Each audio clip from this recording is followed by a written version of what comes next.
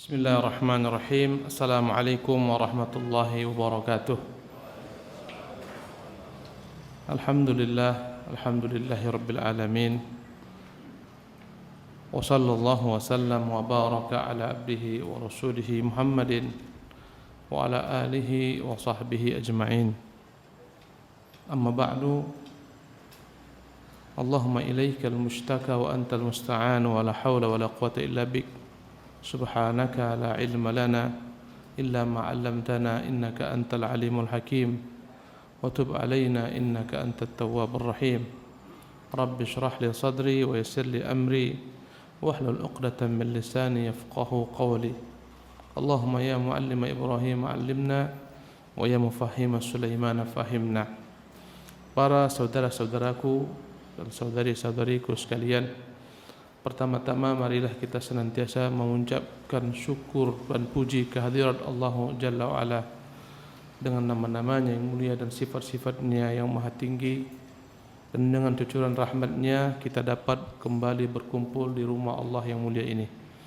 Dan semoga Allah Subhanahu wa ta'ala memberikan kepada kita taufik untuk dapat mensyukuri nikmat-nikmat yang Dia berikan kepada kita. Kemudian salawat dan salam senantiasa tercurah kepada junjungan kita Nabi Yuna Muhammadin sallallahu alaihi wasallam, dan semoga Allah tidak haramkan kita untuk berjumpa beliau, mereguk daripada telaga beliau, dan semoga kita berkumpul kelak bersama beliau dan para sahabat dan orang-orang yang beliau cintai.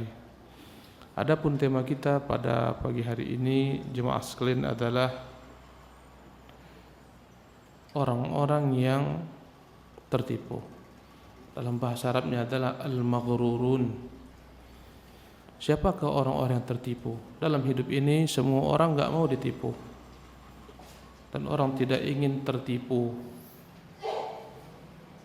Orang ingin senantiasa hidup dalam keadaan beruntung, tidak menipu dan tidak tertipu. Pembahasan ini ikhwati rahimakumullah ta'ala kita ambil daripada kitab, asalnya adalah kitab Al-Imam Ghazali rahimahullah ta'ala, Ihya, tapi setelah disarikan kembali oleh Ibnu Qudamah dalam Mukhtasar Minhajul Qasidin, di mana beliau meringkas kitab tersebut yang diambil kebaikan-kebaikan yang terdapat dalamnya. Kata beliau, di antara manusia ada yang tertipu dengan dunia, man gharrathu ad-dunya. Jadi yang pertama adalah orang-orang yang tertipu dengan dunia. Siapakah mereka orang-orang yang tertipu dengan dunia ini? Mereka adalah orang-orang yang menganggap dunia ini adalah segalanya dan dialah tujuan. Mereka adalah orang yang menganggap dunia ini cash, jelas semuanya tampak padanya, untung ruginya tampak. Adapun akhirat sifatnya enggak tampak, enggak jelas, abstrak. Atau mereka mengatakan an-naqdu khairun minan nasi'ah, yang cash itu lebih baik daripada yang sifatnya nanti datangnya. Tapi ini adalah ungkapan yang salah kaprah. Dunia ini tidaklah ada bandingannya dengan negeri akhirat, karena semua kenikmatan di dunia ini adalah kenikmatan yang semu. Kata Allah Subhanahu wa ta'ala, wa mal hayatud dunya illa mata'ul ghurur. Dan tidaklah ada kehidupan dunia ini kecuali hanyalah merupakan kenikmatan yang menipu, melalaikan manusia daripada tujuan hidupnya. Kita diciptakan bukan untuk dunia. Kita diciptakan Allah Subhanahu wa ta'ala untuk kembali ke kampung halaman kita yang abadi, yaitu surga. Semua kita berasal dari mana? Kampung asal kita mana? Surga. Di sanalah kita berasal. Orang tua kita Adam dan Hawa dari sana berasal. Kemudian karena dosa yang diperbuat oleh orang tua kita sebagai hukuman, dia pun diturunkan ke bumi ini. Maka inilah kampung setelah surga. Dan ini bukanlah kampung yang abadi, tapi dia adalah merupakan kampung persinggahan sejenak. Rasulullah sallallahu alaihi wasallam memberikan kepada kita ilustrasi perumpamaan bagaimana hidup di dunia ini. Bagikan seseorang musafir yang dia berjalan, kemudian dia sejenak singgah di bawah pohon kayu, ya, yang rindang, dan dia bernaung di bawahnya sejenak.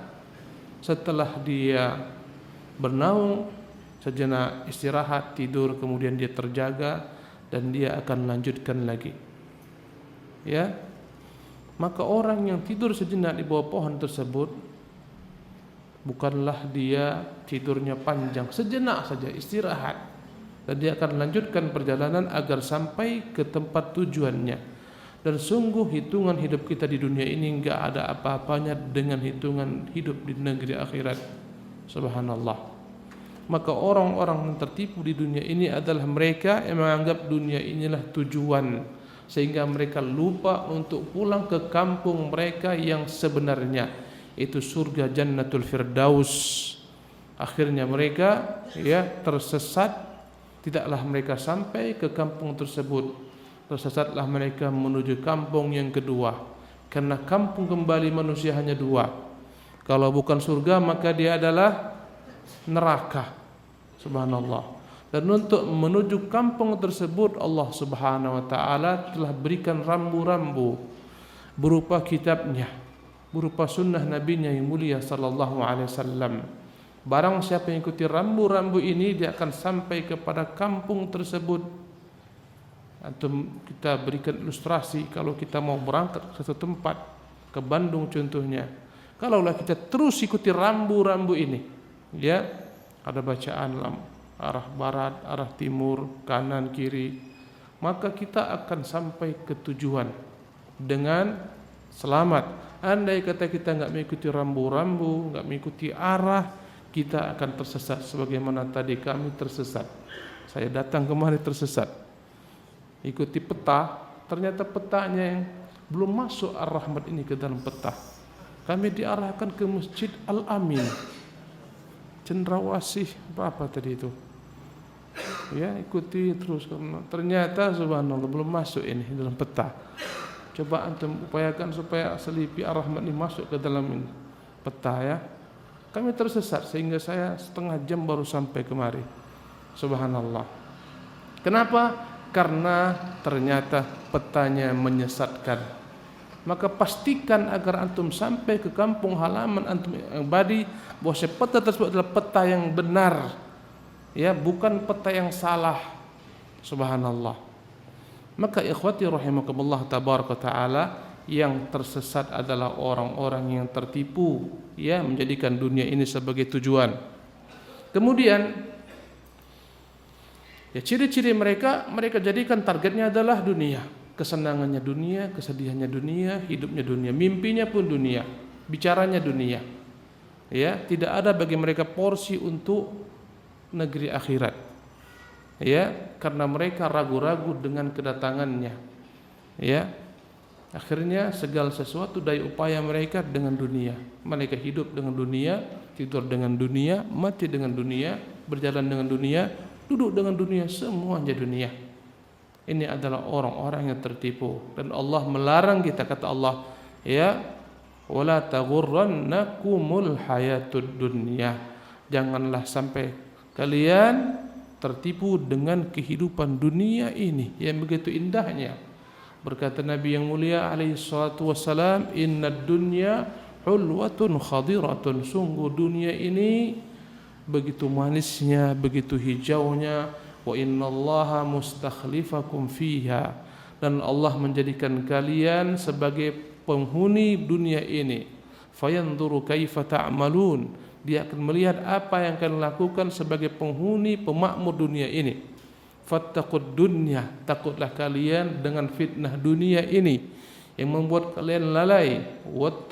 Fattaqud dunya wattaqun nisaa, dan takutlah dengan fitnah wanita. Fa inna awwala fitnati bani Israil kana fin nisa. Sesungguhnya fitnah pertama kali pada Bani Israel disebabkan karena wanita. Jadi Allah Subhanahu wa taala menyuruh kita untuk waspada terhadap dunia ini. Demikian juga Nabi yang mulia sallallahu alaihi wasallam. Dan sungguh banyak orang-orang yang tertipu dalam kehidupan di dunia ini. Ya. Kemudian ikhwan rahimakumullah, berikutnya adalah orang-orang yang tertipu al-maghruru bin nasab wal qarabah. Tertipu dengan nasabnya. Ya, dengan keturunannya. Tertipu dengan nenek moyangnya. Nenek moyang kami nabi, nenek moyang kami orang saleh. Kami keturunan Habib, keturunan daripada Nabi.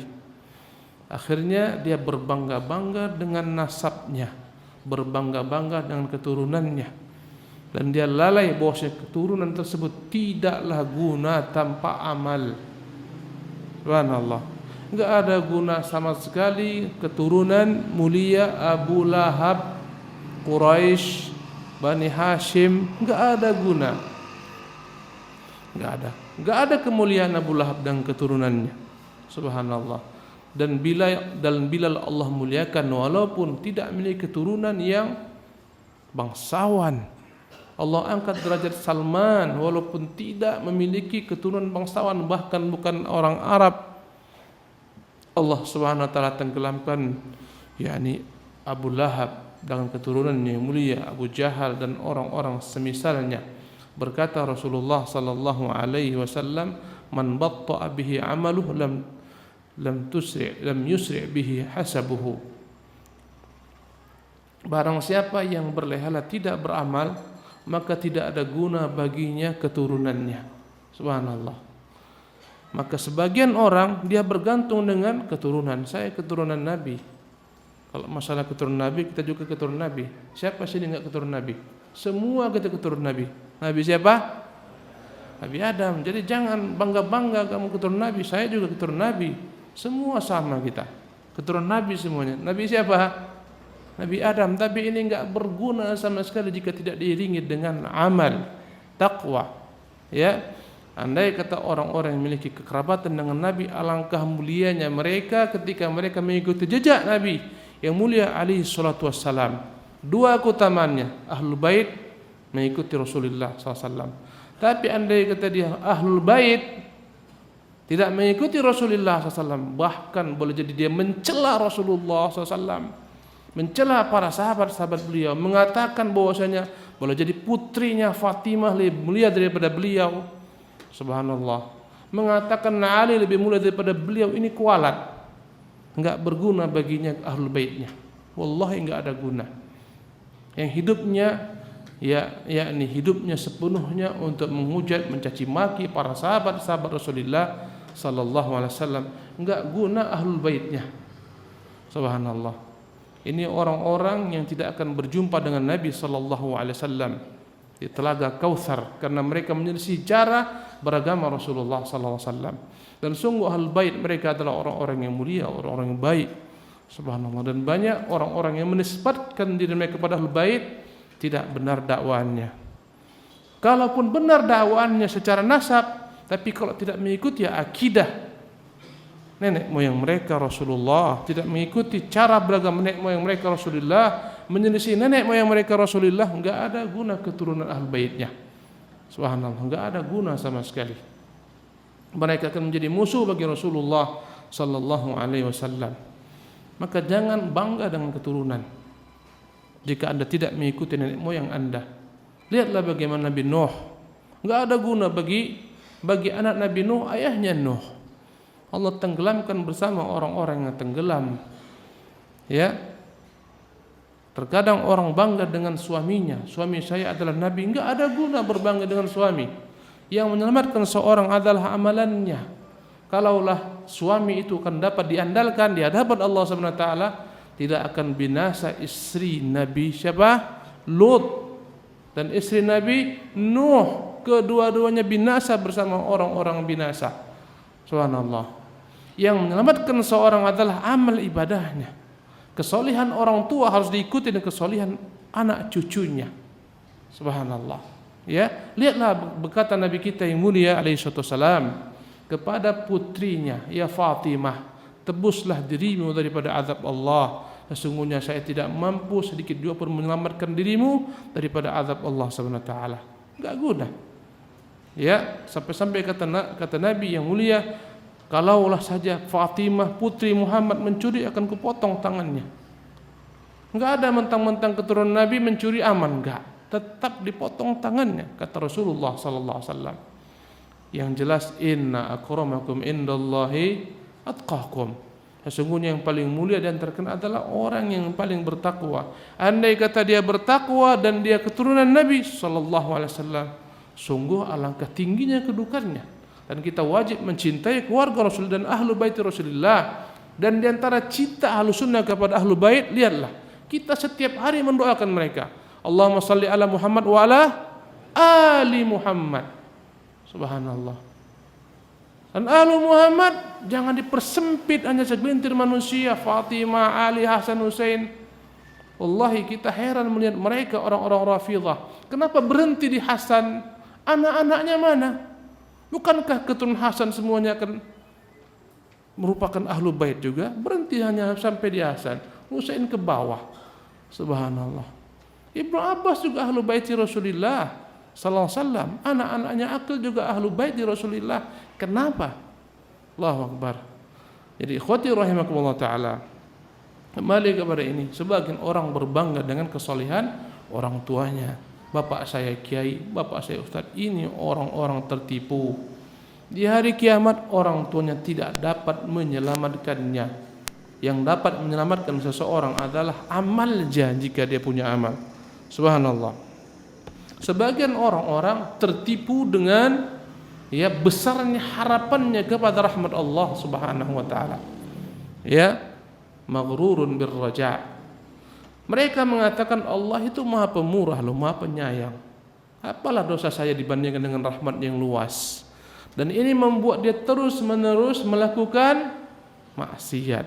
Dia bersandar dengan rahmat Allah Subhanahu wa taala yang luas. Semua ayat rahmat dihafalkannya. Hafal dia. Wa rahmati wasiat kulla syai', rahmatku meliputi segala sesuatu. Ar-Rahmanur Rahim, dialah pemurah Maha Penyayang. Digunakannya ini sebagai pembenaran atas segala macam sikap-sikapnya, maksiatnya. Apalah bedanya, apalah artinya saya ini enggak ada apa-apanya dengan rahmat Allah SWT luas. Dan untuk meninggalkan segala macam bentuk kemaksiatan-kemaksiatannya, ini orang tertipu dengan rahmat Allah Subhanahu wa taala. Katakan kepadanya bahwasanya selain Allah Subhanahu wa taala Maha Pengasih lagi Maha Penyayang, rahmatnya walaupun meliputi segala sesuatu, sungguh azabnya sangatlah dahsyat. Allah mengatakan, nabbi ibadi anni anal ghafurur rahim. Beritahukan saya, wahai Muhammad, sesungguhnya saya adalah Al-Ghafurur Rahim, Maha Pengampun lagi Maha Penyayang. Apakah berhenti sampai di sana? Tidak. Wa anna azabi huwal azabul alim. Dan sungguh azab saya adalah azab yang sangat dahsyat sekali. Subhanallah. Jadi sebagian orang yang dalam gelimang maksiat, contohnya sekarang banyak orang Islam enggak salat. Ya enggak? Ketika ditanya kenapa enggak salat? Allah, orang Islam kan dirahmati Allah, masuk surga nanti kita semua itu. Yang penting kita enggak kafir. Ini bertumpu dengan rahmat Allah Subhanahu wa taala. Ketika siang Ramadan orang puasa dia makan terang-terangan. Di mana-mana makan terang-terangan, sebagian makan setengah-setengah. Ini dekat puasa kan, sebentar lagi banyak warung-warung ditutup apa? Setengah ditutup. Subhanallah. Sungguh ikhwati rahimakumullah. Orang-orang ini yang dia tidak puasa, yang dia itu tidak salat, kata mereka apa? Yang penting kan kita Islam. Dikeluarkannya KTP-nya. Tengok nih, agama Islam. Ini bertumpu kepada rahmat Allah Subhanahu. Tertipu mereka, maghrur. Dia tidak baca ayat tentang meninggalkan salat. Fa khalafa min ba'dihim khalfun adha'us salata wattaba'us syahawat. Datanglah generasi setelah mereka, generasi yang menyia-nyiakan salat mengikuti syahwat, fasawfa yalqawna ghayya, mereka akan dimasukkan ke dalam ghayyan. Ghayyan adalah jurang di dalam dasar neraka. Kalaulah dimasukkan kepada seluruh gunung di dunia ini, hancur lebur semuanya, terbakar, binasa. Jadi ada namanya jurang di neraka, jurang ghayyan. Kalaulah gunung-gunung semua di dunia dikumpulkan, dimasukkan ke dalam jadi satu, habis seketika gunung itu akan meleleh. Disitulah akan dibakar orang-orang yang tidak salat. Subhanallah. Kenapa mereka dengan entengnya meninggalkan kewajiban-kewajiban agama? Karena maghrur, tertipu. Tertipu dengan apa? Besarnya rahmat Allah Subhanahu wa taala. Dia lupa akan azab Allah Subhanahu wa taala. Bagaimana Allah membakar orang-orang yang berbuat kezaliman.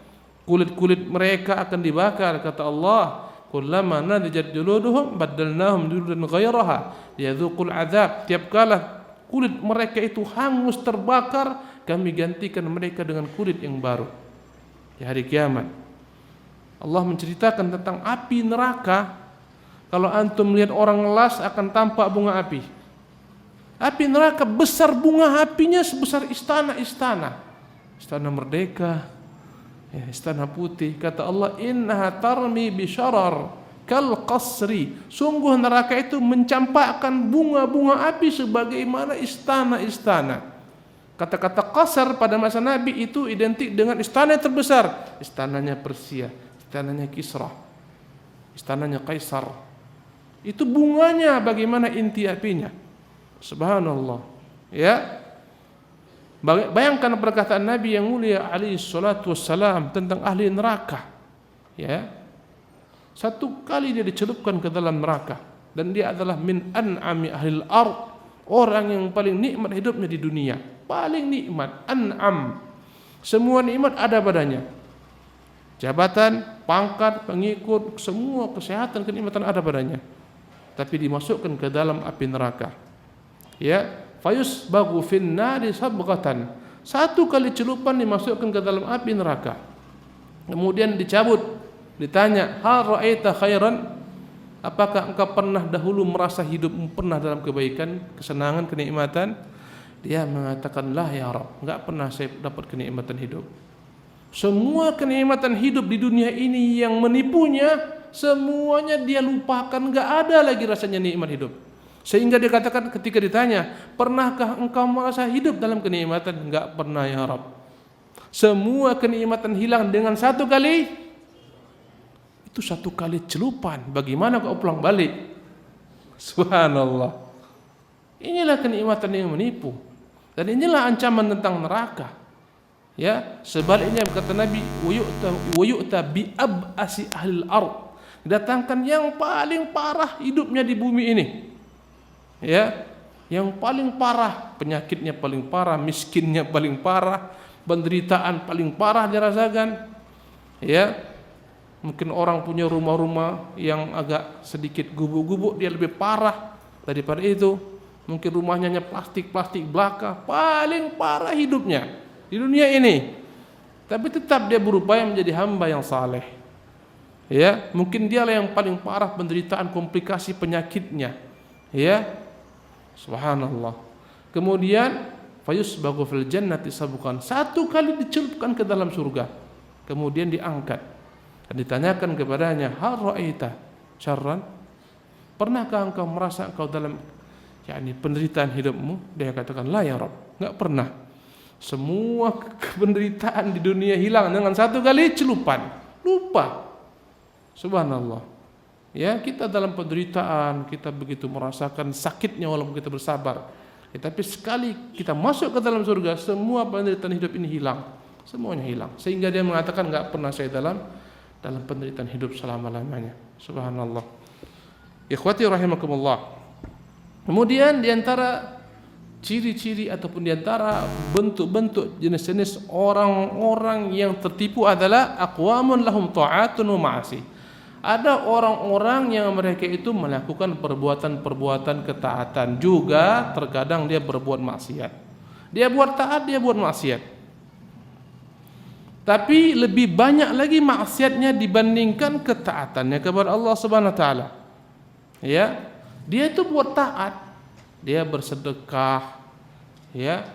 Kemudian dia mungkin berinfak, berderma, mungkin membantu tetangganya. Dia ada kebaikan-kebaikannya. Ya. Mungkin saja dia pernah sholat, mungkin dia juga pernah haji dan seterusnya. Tapi dia punya maksiat lebih banyak daripada ketaatannya. Subhanallah. Dan dia itu senantiasa ya melupakan maksiat-maksiatnya. Yang dia ingat adalah ketaatan-ketaatannya saja. Jadi orang ini dia orang yang berbuat kemaksiatan dan ketaatan. Tapi yang dihitungnya apanya? Ketaatannya. Anak ngaji tiap hari Sabtu ke masjid Ar-Rahmat Selipi. Doro Istiqlal anak ikut. Semua doro di sana, di misalnya doro di mana kemarin, di Surabaya anak ikut. Dihitung-hitungnya semua perbuatan taatnya. Perbuatan maksiatnya enggak dia hitung-hitung. Subhanallah. Ini orang tertipu ini. Ana sekarang alhamdulillah celana udah cingkrang, jenggot udah bagus. Ana alhamdulillah jilbab udah besar, lebar. Alhamdulillah cadar udah enggak pernah tinggal kemana-mana. Ya, semua kebaikan dia hitung. Tapi kemaksiatan dia enggak hitung. Hutang enggak bayar, lupa dia. Subhanallah. Mulutnya yang selalu menghibah, mencerca, menggunjing, lupa. Bahaya. Ya, kata-katanya yang selalu menyakiti teman-temannya, sahabatnya, lupa. Allahu Akbar. Jadi mereka menganggap karena enggak pernah dihitung kejelekan, yang dihitung apa? Kebaikan. Allah aman itu. Ya, kenapa aman? Insya Allah kebaikan lebih banyak. Dia lupa kejelekan-kejelekannya. Apalagi dia pakai kali-kali. Kata Nabi, satu kebaikan dilipat gandakan menjadi 10 kali minimal. Tengok, 1 kalikan 10 minimal. Berapa banyak kebaikan saya? Allah, 1 kali dosa dihitung 1 juga. Berarti lebih banyak kebaikan, aman. Akhirnya dia merasa apa? Merasa aman, subhanallah. Ya. Allahu Akbar. Jadi orang-orang seperti ini adalah orang-orang yang tertipu. Ya. Boleh saja dia bersedekah 1 dirham.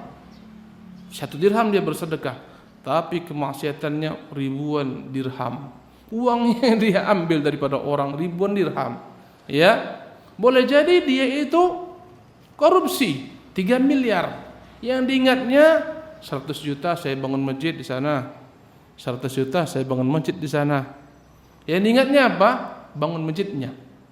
Padahal ini pun daripada uang yang haram. Tengok, satu kampung itu orang-orang kampung saya hajikan. Ulama-ulamanya saya pergi berangkatkan ke haji, ke umrah. Semua dihitungnya apa? Kebaikannya.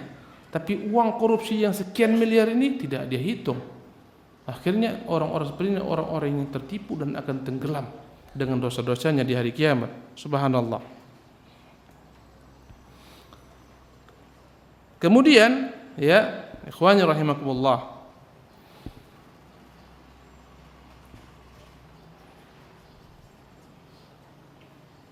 Di antara bentuk orang-orang tertipu adalah dari jenis para ulama. Allahu Akbar. Ini kita bahas tentang para ulama. Para ulama ternyata juga syaitan senantiasa menggelincirkan mereka. Mari kita bahas, subhanallah. Yang tertipu dari golongan para ulama. Allahu Akbar. Ini pembahasan yang berat, subhanallah. Betapa syaitan tidak tinggalkan semua orang akan dia berusaha menggoda sehingga semuanya tergelincir. Di antara para ulama, ya, ada yang tertipu, dia sibuk dengan ya mempelajari hukum agama ini. Ya, sibuk belajar agama. Tapi hanya sekedar belajar. Ya. Adapun seluruh anggota tubuhnya tetap dia bermaksiat dengannya. Ahkamul ulum syar'iyyah, dia belajar ilmu agama tapi hanya sekedar belajar. Subhanallah. Sebagaimana orang-orang Yahudi yang tidak berguna bagi mereka ilmu mereka. Sibuk dia belajar, apalagi kadang-kadang tujuannya mencari gelar, mencari pangkat dan jabatan. Sementara anggota tubuhnya tidak pernah berhenti daripada kemaksiatan. Ya. Anggapan mereka telah belajar agama ini akan dapat menghapuskan kemaksiatan anggota tubuh mereka. Matanya enggak dapat dia tundukkan. Tangannya enggak dapat ditundukkan, lisannya demikian, tapi dia gandrung belajar, rajin mengaji. Subhanallah. Mereka menganggap ilmu agama yang mereka pelajari ini akan menghapuskan dosa-dosa mereka. Subhanallah. Jadi ilmu ini tanpa diiringi dengan amal, maka inilah orang-orang tertipu. Sibuk belajar agama. Andai kata antum tanyakan kepadanya masalah, seketika keluar jawaban. Ya. Tapi hanya sekedar di bibir saja. Ilmunya enggak sampai dalam bentuk amal. Maka orang-orang ini adalah orang yang tertipu. Subhanallah. Karena itulah andai kata kita lihat sungguh bertentangan antara ilmunya dan amalnya. Apa yang dia katakan enggak sama dengan apa yang dia lakukan. Mereka adalah ulama yang tertipu, para penimba ilmu yang tertipu. Ngaji enggak pernah absen, subhanallah. Ya, daurah pun demikian. Tapi anggota tubuhnya kemaksiatan tetap. Ya, tangan menyakiti kawan dengan mengirim berbagai macam perkataan-perkataan melalui jaring sosial, menyebarkan fitnah dengan tangannya, lisannya pun ikut, matanya pun ikut. Subhanallah. Dan Allah mengatakan dalam Al-Qur'an, qad aflaha man zakkaha. Telah beruntunglah orang-orang yang mensucikan dirinya. Bukan orang-orang yang mempelajari bagaimana mensucikan diri, sekedar belajar. Jadi ini golongan pertama, mereka hanya teori. Ulama-ulama yang mereka para penimba ilmu yang mereka hanya belajar teori tanpa praktik sedikit jua pun. Subhanallah. Ini orang yang tertipu. Andai kata dia ingat maksiatnya, dia katakan, alah kecil dibandingkan saya kemana-mana ngisi kajian, saya kemana-mana menyebarkan ilmu, maksiat saya enggak ada apa-apanya. Subhanallah. Ya, maka orang-orang seperti ini, kata Ibnu Qudamah, hendak membaca ayat tentang nasib seorang ulama yang akhirnya dia menghinakan dirinya, ya, dengan mengikuti hawa nafsu dan dunia. Allah mengatakan, ya, famathaluhu kamathalil kalbi watlu alaihim naba alladhi atainahu ayatina.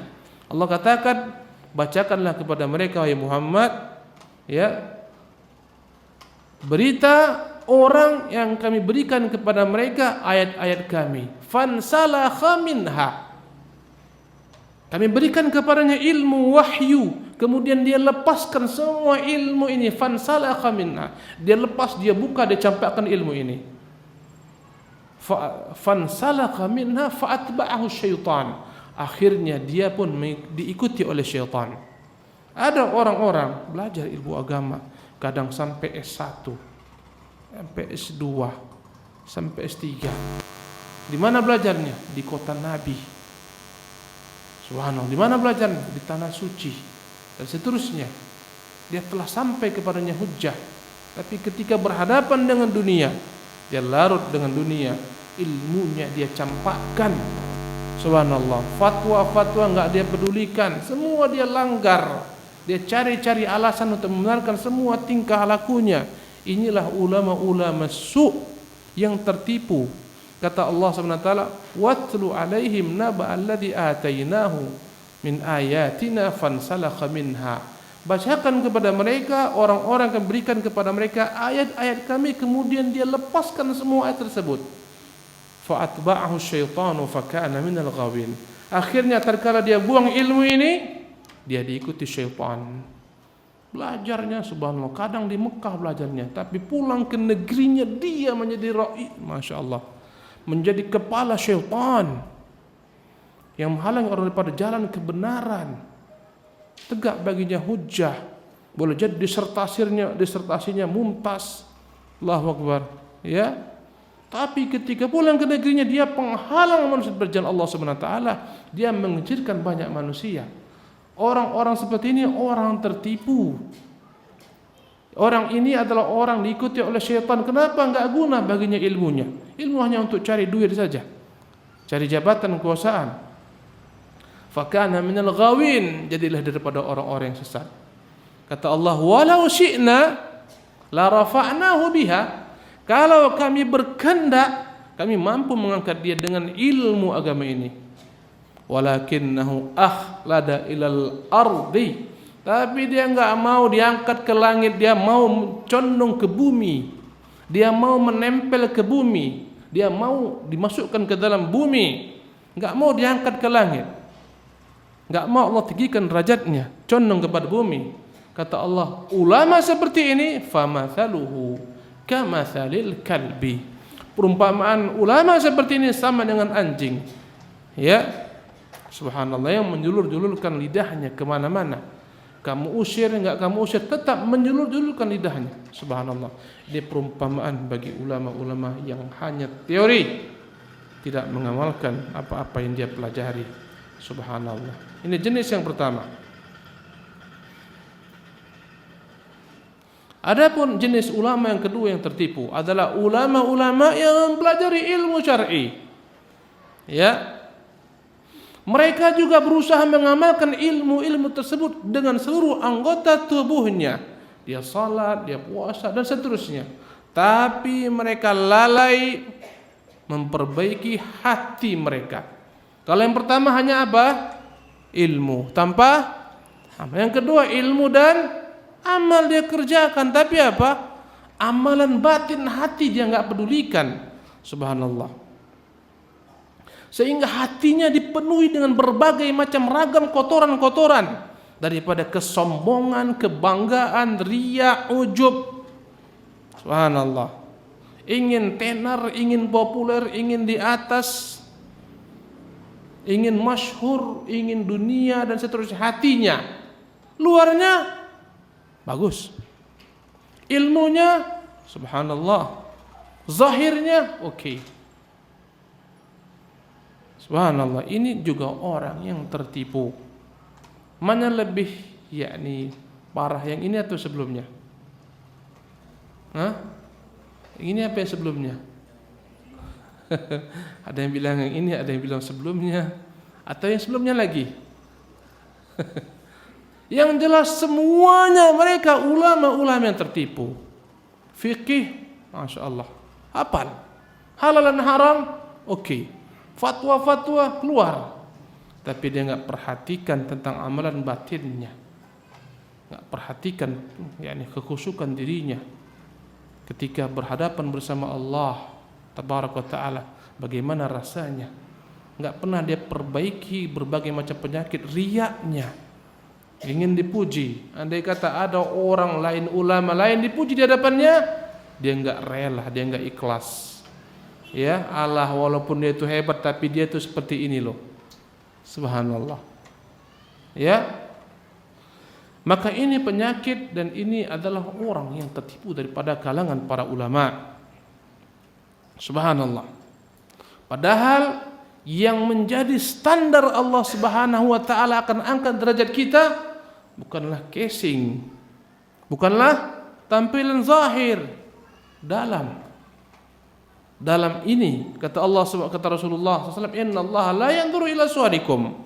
Allah enggak lihat kepada zahir kalian, bentuk-bentuk kalian, ya. Wa amwalikum, enggak melihat kepada harta-harta kalian. Wa inna ma yanzuru ila qulubikum, tapi dia lihat kepada hati-hati kalian. Wa a'malikum, dan amalan-amalan kalian. Ya. Subhanallah. Jadi tampilan luar ini bukanlah segalanya. Antum mau beli handphone, tampilan luarnya mumtaz, yang paling tertinggi tipenya, ya, paling tinggi tipenya, tapi dalamnya kacau balau. Gak ada kita yang mau.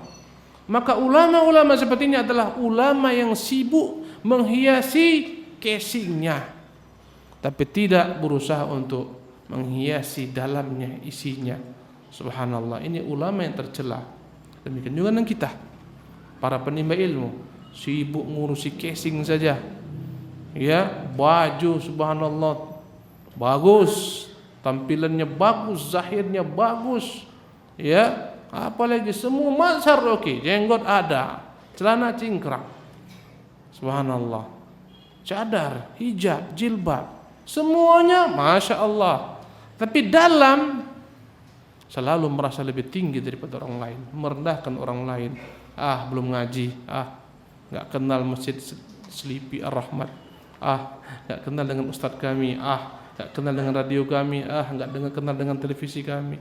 Bukan itu standar, bukan kenal nggak kenal. Subhanallah. Ya, maka ini adalah orang-orang yang tertipu. Subhanallah.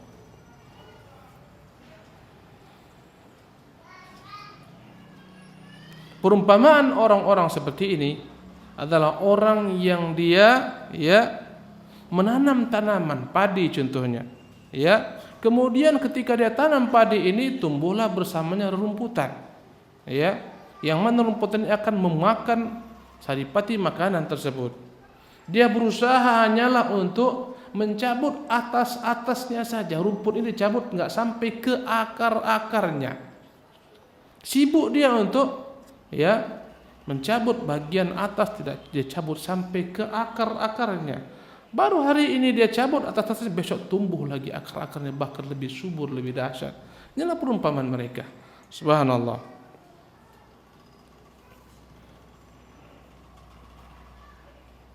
Kemudian orang-orang yang tertipu berikutnya daripada kalangan para ulama, mereka belajar ilmu syar'i, mereka mengamalkannya. Mereka juga selalu memperhatikan konten hati mereka. Mereka perhatikan, ya. Mereka belajar tentang masalah riya, ujub, sombong, khusyuk. Amalan hati mereka pelajari. Subhanallah. Penyakit hati mereka pelajari. Ada namanya riya, ada namanya ujub, ada namanya ghurur, semua mereka pelajari. Subhanallah. Tapi mereka menganggap semua pelajaran ini untuk orang lain, bukan untuk dirinya. Seolah-olah mereka mengatakan penyakit ini enggak ada sama kami. Ini penyakit orang-orang awam, untuk kami enggak ada. Kami hanya memberikan resep untuk orang-orang awam. Kalau riya, ini obatnya. Sombong, ini obatnya. Ujub, ini obatnya. Ya, mereka merasa bahwasanya penyakit ini tidak akan dihinggapi, tidak akan hinggap kepada mereka. Mereka mengatakan ini penyakit untuk orang-orang awam saja. Subhanallah.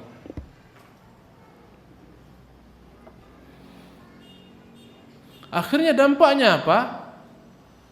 Mereka hanya sekedar mempelajari saja penyakit-penyakit hati sebagai terapi untuk orang lain, karena dianggapnya dia tidak dalam keadaan sakit.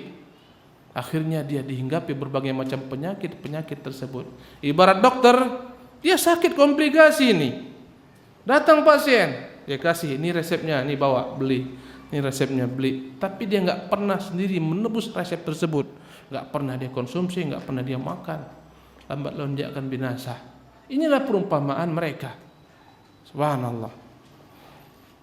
Akhirnya tampaklah pada mereka apa? Kesombongan, kebanggaan, ya, dan seterusnya. Kita lihatlah bagaimana para orang-orang terdahulu yang mereka begitu subhanallah, ya, begitu tawadhu'nya mereka, betapa hati mereka jaga, betapa merendahnya mereka. Kadang-kadang orang-orang seperti ini, ulama-ulama seperti ini hidup di atas kemewahan, ya. Mereka mengatakan saya nggak boleh duduk di tempat-tempat biasa, saya bukan sembarang orang, saya ulama. Saya nggak boleh pakaian biasa, saya ulama harus pakaian khusus. Saya nggak mau diperlakukan secara biasa, harus diperlakukan luar biasa.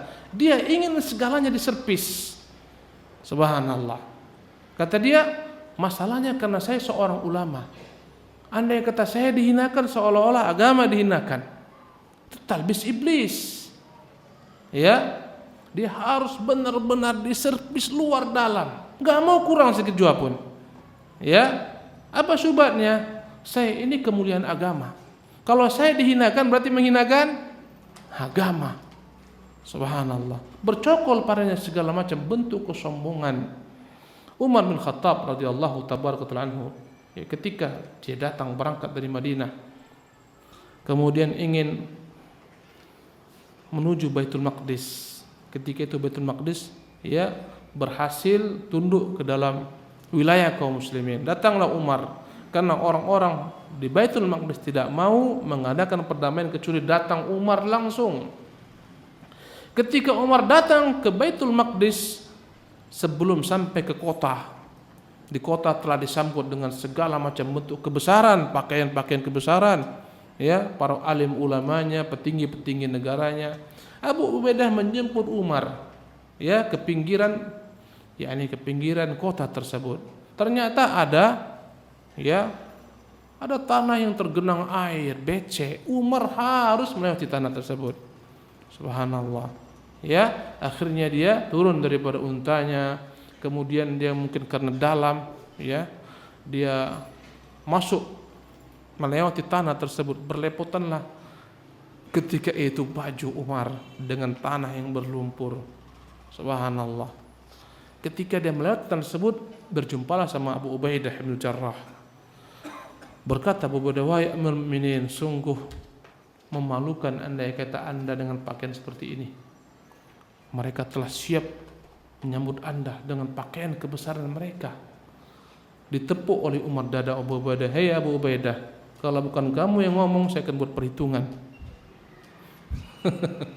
Subhanallah. Allah muliakan kita bukan dengan pakaian. Allah muliakan kita dengan agama. Subhanallah. Apa pakaian ini semua? Allah muliakan kita dengan agama. Kapan kita mencari kemuliaan di luar daripada agama ini, Allah akan hinakan kita. Dalam beberapa ayat Allah muliakan kita dengan Nabi yang mulia SAW, dengan agama yang dia bawa. Kapan kita cari kemuliaan selain daripada mengamalkan agama Nabi, kita akan dihinakan oleh Allah Subhanahu wa taala. Allahu Akbar. Dia pun masuk. Orang-orang kaget, ini Umar Amirul Mukminin yang orang mendengar namanya merinding bulu rama, orang-orang kufar. Suatu ketika ada utusan dari negeri Romawi atau Persia mencari Umar, membawa surat daripada raja mereka. Maka masuk ke Madinah, dia bertanya-tanya, mana istana kalian? Enggak ada istana Umar. Dia bingung, di sana di Romawi Persia ada raja, itu ada istananya. Mau masuk istana aja berlapis-lapis pintu penjagaan. Dia bingung, mana istana Umar? Enggak ada. Yang ada adalah masjid Nabi SAW. Mana raja kalian Umar? Kata mereka tuh yang sedang tidur tuh. Masjid Nabi pun ketika itu belum lagi pakai keramik, masih pasir. Subhanallah. Umar tidur di sana. Dia terpikir, ini raja kalian. Ya itulah khalifah kami. Tercenung dia, ini khalifah tidur dengan santai di atas pasir. Enggak ada yang jaga, enggak perlu penjagaan. Sungguh engkau ketika berlaku adil wahai Umar, enggak perlu kau takut. Subhanallah. Ini pelajaran bagi kita. Betapa sederhananya kehidupan Umar bin Khattab radhiyallahu tabaraka taala anhu wa arda. Subhanallah.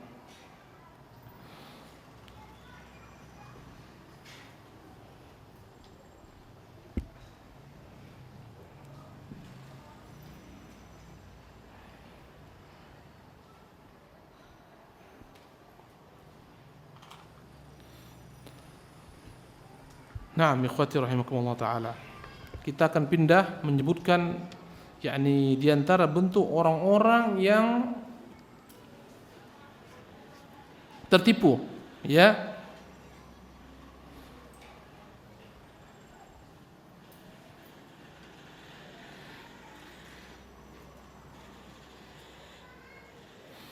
Bagian kedua adalah orang-orang ahli ibadah yang tertipu. Tadi yang pertama ahli ilmu, sekarang ahli ibadah yang tertipu.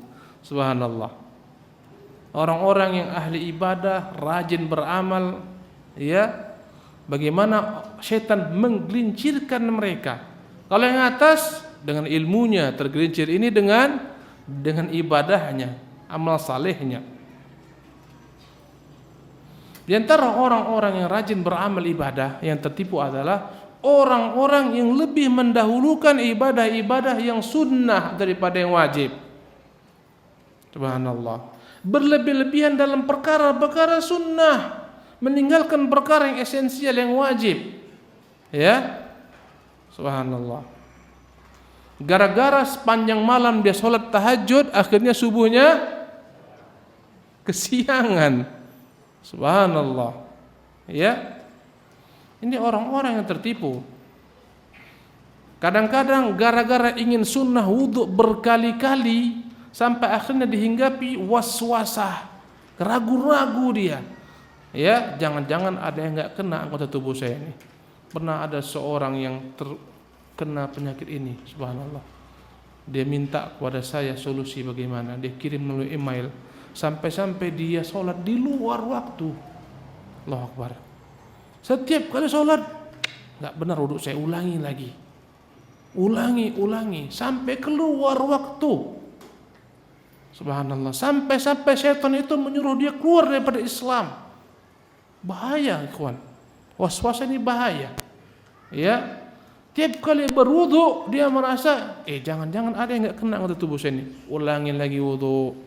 Tiap kali angkat Allahu Akbar, jangan-jangan enggak tepat niat saya ini. Ulangi lagi takbir. Anda lihatlah. Ya, berapa banyak orang-orang kata Allah. Capek. Tapi ketika imam langsung ruku, Allahu Akbar, seketika Allahu Akbar, Allah. Langsung ruku, oke dia. Subhanallah. Ibnu Jauzi dalam kitab Talbis Iblis menyebutkan orang-orang seperti ini. Gara-gara sibuk dia melafazkan niat usolli fardhu zuhri dan seterusnya 4 rakaatin imaman adaan salah, ulangi lagi. Bukan imaman salah, makmuman adaan. Akhirnya orang sampingnya marah, bukan lagi adaan, adzaan katanya. Kau telah menyakiti. Kalau adaan beda dengan adzan. Adzan artinya menyakiti orang-orang beriman. Engkau bukan mengerjakan sholat, adaan lagi itu udah adzaan, menyakiti saya, terganggu dengan kerasnya suaranya, melafazkan niatnya, mengulang-ulangi. Ini adalah orang-orang yang tertipu. Bahkan Ibnu Jauzi menyebutkan, subhanallah, ada seseorang bertanya kepada salah seorang alim ulama, ya wahai Syekh, saya ini selalu dihinggapi rasa was-wasa sehingga saya berkali-kali bersuci. Kadang-kadang saya mandi jinabat, saya masuk ke dalam air, nyemplungkan diri saya, keluar dari air, saya anggap jangan-jangan ada yang enggak kena daripada tubuh saya. Entah mungkin pori-pori di bawah rambut enggak kena. Kata saya itu udah aman, kau enggak perlu lagi sholat. Heran, kenapa saya enggak perlu lagi sholat? Saya tanya, saya merasa ragu dengan mandi jinabat. Saya masuk air, nyemplung ke dalam, saya keluar, saya anggap jangan-jangan ada yang enggak kena. Sekarang Anda mengatakan saya enggak wajib lagi sholat. Iya, sholat itu diwajibkan untuk orang-orang berakal, engkau orang gila. Engkau udah tenggelam masuk ke dalam semua, kau katakan enggak? Tipu daya, gara-gara berlebih-lebihan. Subhanallah. Ya. Kadang-kadang subhanallah, dia begitu meneliti air dari mana asalnya. Padahal kita dilarang seperti itu. Ya, jangan-jangan air ini enggak suci, jangan-jangan. Umar itu ketika subhanallah Rasulullah pakai air yang diambil daripada tempat wadah milik seorang perempuan musyrikah. Subhanallah. Ya, dalam perkara air begitu ketatnya dia.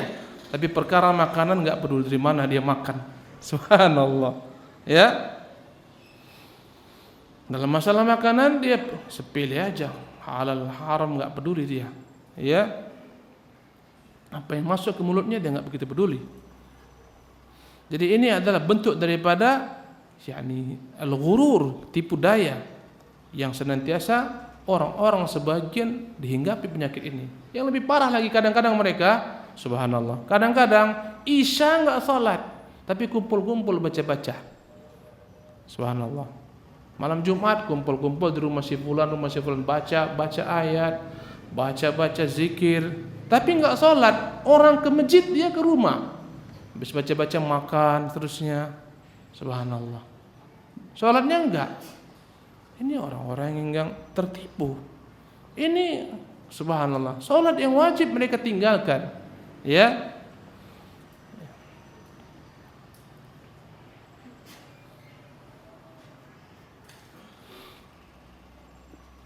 Kemudian sebagian orang, ya, ini para qurra, ya, ketika sebagian orang dia sibuk ketika salat berusaha membenarkan makhraj huruf, ya.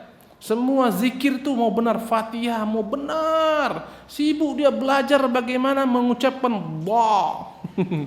Sibuk antara ba, ya. Sehingga ketika dia sholat, dia bukan memahami makna yang dia baca, sibuk dengan huruf. Subhanallah. Padahal yang harus dia pahami adalah kandungan maknanya. Ya, huruf itu hanyalah merupakan sarana menyampaikan kepada makna. Ya, sibuk dia memperhatikan tiap huruf-huruf yang keluar. Maghdubi alaihim waladhdallin. Sibuk dia berkutat dengan huruf, tapi dia melupakan makna. Subhanallah. Ya. Sebagian orang sibuk dia dengan mempelajari lagu-lagu Quranul Karim. Lagu subhanallah indahnya, tapi enggak pernah terpikir memahami apa yang dia baca. Allahu Akbar. Quran itu Allah turunkan untuk kita pahami kandungan maknanya sebagai menjadi petunjuk dan pedoman. Subhanallah, bukan sekedar untuk dibaca-baca. Makanya orang-orang Khawarij paling banyak bacaan Qur'annya, tapi sia-sia, mereka tertipu. Sampai para sahabat kalah bacaan Qur'annya jumlahnya dengan bacaan orang-orang Khawarij. Tapi tertipu, mereka enggak paham. Sibuk dengan menghafalkan, membaca, tapi enggak mempelajari maknanya. Sehingga akhirnya dia enggak tahu apa yang diperintahkan dalam Quranul Karim, apa yang dilarang. Karena itulah kita lihat para qurra yang enggak belajar kandungan Quran tergelincir ke dalam kesyirikan. Kadang-kadang qari tapi dia jual jimat. Kiai tapi jual jimat. Ada enggak? Banyak kata beliau. Udah survei. Kiai tapi jual jimat. Kenapa enggak paham apa yang dibaca? Subhanallah. Akhirnya disalahgunakan ayat. Kadang-kadang ayat untuk melet perempuan, ayat untuk ilmu kebal, dibaca-baca berpuluh ribu kali. Subhanallah. Dia enggak tahu Quran itu turun untuk lihat dabbaru ayati. Tujuannya untuk memahami makna-maknanya supaya dapat dijadikan sebagai pedoman tujuan dalam hidup kita. Subhanallah. Perumpamaan orang ini bagikan seorang yang dapat surat dari raja. Dalam surat ini isinya apa? Kau kerjakan ini, jangan kau kerjakan ini, tinggalkan ini, kerjakan. Banyak perintah-perintah raja. Ketika tiba kepadanya surat ini, dari pagi sampai sore diulang-ulanginya baca surat raja. Ya, kerjakan ini, tinggalkan ini, kerjakan ini, tinggalkan. Dibaca sampai sore. Raja datang, mana kerjaanmu? Raja, aku baca dari pagi surat Anda karena cintaku kepada Anda. Dari pagi sampai sore saya baca surat Anda wahai raja karena cinta kepada Anda. Oke, cintamu mana pekerjaan yang kusuruh kerjakan, yang kau kerjakan. Inilah perumpamaan orang-orang yang begitu sibuknya dengan apa? Mempelajari hafalan Quran, enggak paham maknanya. Sibuk dengan huruf-huruf Quran, suara-suara lagu-lagu Quran, enggak memahami maknanya. Salah tujuan. Ini sebagian orang. Karena itulah antum enggak usah heran ketika ada yang hafal Quran tapi banyak bid'ahnya banyak. Bahkan hafal Quran tergelincir ke dalam kesyirikan. Kenapa? Karena mereka tidak mempelajari kandungan Quranul Karim. Subhanallah. Ya. Maka seorang suruhan raja yang disuruh oleh raja, surat ini dalamnya ada perintah-perintah, ya. Enggak dia kerjakan, sibuk baca-baca surat. Kira-kira orang ini diberikan pangkat, naikkan bintangnya atau dipecat? Subhanallah. Mungkin dipecat yang paling ringan, takutnya dibunuh oleh raja. Subhanallah. Dia nangis, wahai raja, sungguh Paduka, saya cinta kepada Paduka. Beribu kali saya baca surat Paduka. Enggak ada gunanya. Karena surat itu bukan untuk dibaca saja, tapi untuk diamalkan apa kandungan dalamnya. Begitulah orang-orang yang salah, yang lalai. Subhanallah. Jadi ikhwan, ini pelajaran kepada kita. Antum baca Quran jangan sekedar antum baca. Kalau antum memang mau cari pahala, dibagi dua cara membaca Quran. Sekali hanya sekedar membaca, tujuannya memperbanyak pahala. Yang sekali lain untuk berusaha memahami isi-isinya. Subhanallah. Misalnya antum ba'da maghrib sekedar untuk membaca sampai isya. Ba'da subuh antum enggak sekedar baca artinya, ada buka buku tafsirnya. Subhanallah. Maka kadang-kadang kita sekarang heran, metode-metode yang begitu dahsyat. Ya. Seminggu hafal 10 juz. Di masjid mana saya lihat kemarin di sana? 14 hari hafal 10 juz. Masya Allah, hebat. Ya, 14 hari. Ada yang 1 bulan hafal 30 juz. Subhanallah. Lihatlah para sahabat Utsman. Kata Utsman, kami belajar Quran 10 ayat. 10 kami pelajari, kami pahami maknanya, kami hafalkan, kami kerjakan perintah-perintahnya, kami jauhi larangannya. Setelah kami amalkan 10 ayat ini, kami hafalkan, kami dakwakan, baru kami pindah kepada 10 ayat kedua. Sehingga tatkala kami selesai Quran seluruhnya, kami telah menyelesaikan bacaannya, pemahamannya dan amalannya. Subhanallah. Kadang-kadang qari tapi amalannya enggak mencirikan Quranul Karim. Sombong. Ya, hafal Quran hafal tapi sombong, subhanallah. Kalau orang salam enggak cium tangannya dia marah. Ya. Bahaya seperti ini. Kadang-kadang kita lihat di YouTube tuh, macam-macam. Kiai-kiai yang sombong, tempelinginya semua orang-orang, murid-muridnya dihabisinya semua, pijak, macam-macam. Ini kesombongan. La haula wala quwwata illa billah.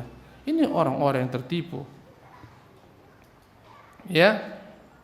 Kemudian kelompok lain. Ya. Ini grup per grup, ini grup lain, subhanallah. Orang-orang yang tertipu, mereka selalu melaksanakan puasa.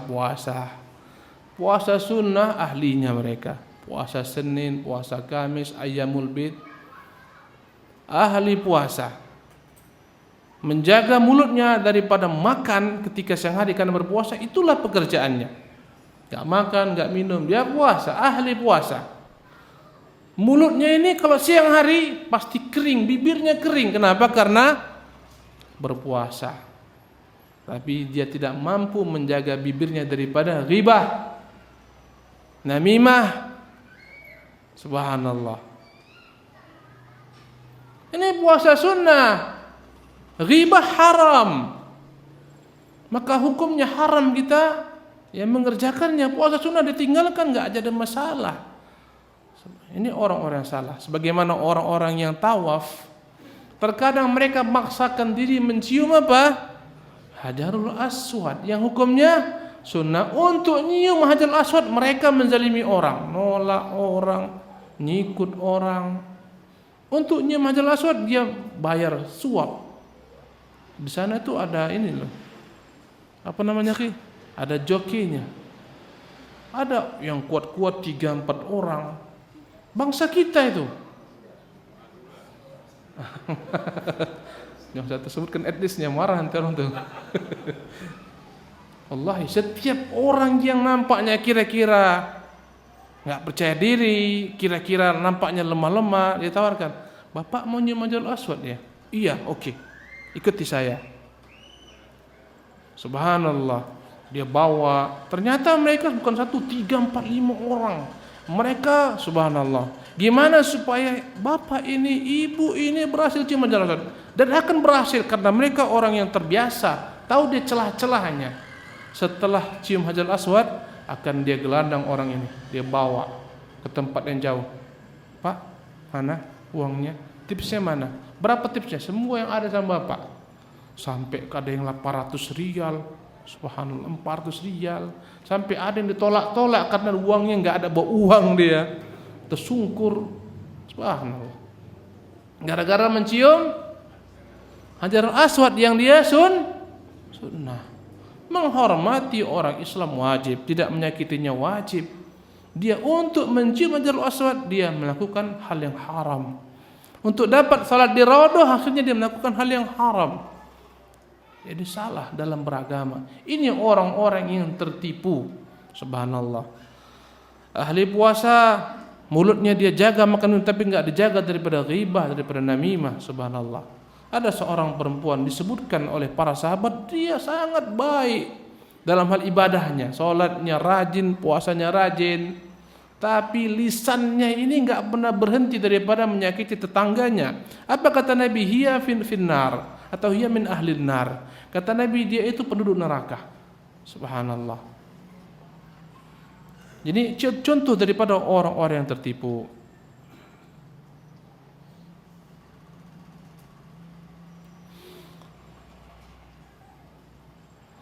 Ada orang-orang yang karena ingin ibadah haji, subhanallah, ya, dia berusaha memaksakan diri supaya dia bisa pergi haji.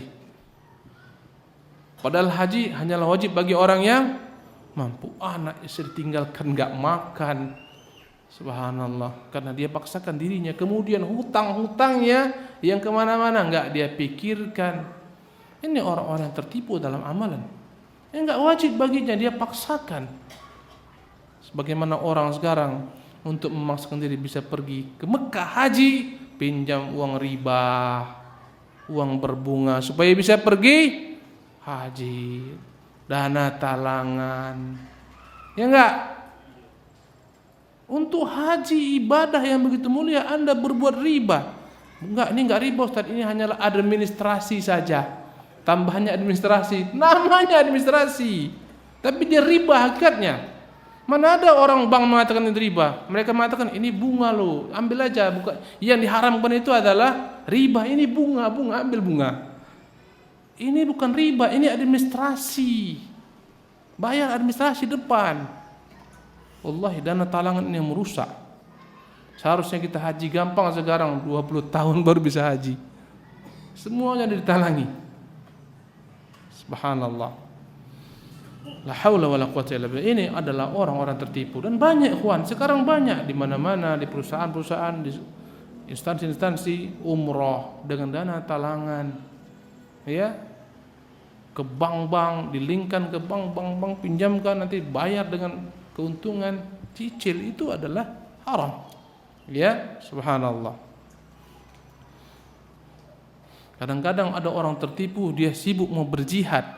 Padahal jihad itu bagi dia bukan fardu ain, bahkan mungkin bukan fardu kifayah, bahkan mungkin itu jihad enggak syar'i karena enggak jelas di mana benderanya, siapa ahlu sunnah, siapa musuh, siapa lawan, enggak jelas. Jangan-jangan mereka berjuang untuk kepentingan, sibuk dia mau pergi berjihad katanya. Subhanallah. Sementara orang tuanya dua-duanya enggak izinkan, orang tuanya nangis ditinggalkan. Sementara hutangnya bertabur kemana-mana dia tinggalkan. Aku mau mati supaya cepat dapat bidadari. Mungkin kemana-mana melamar gadis ditolak. Stres. Banyak utang, melamar ditolak, nggak ada kerjaan. Tapi tubuhnya kekar, kuat. Udahlah berjihad aja lah aku. Ini orang-orang yang tertipu. Bahasa pun nggak paham. Mau berangkat ke Syria, bahasa Arabnya Arab maklum. Dia nggak tahu nanti disuruh tembak ini dia nggak ngerti. Disuruh tahan dia tembak, disuruh tembak dia tahan. Berabe. Maka perlu semuanya ilmu supaya kita nggak tertipu dalam beramal. Subhanallah.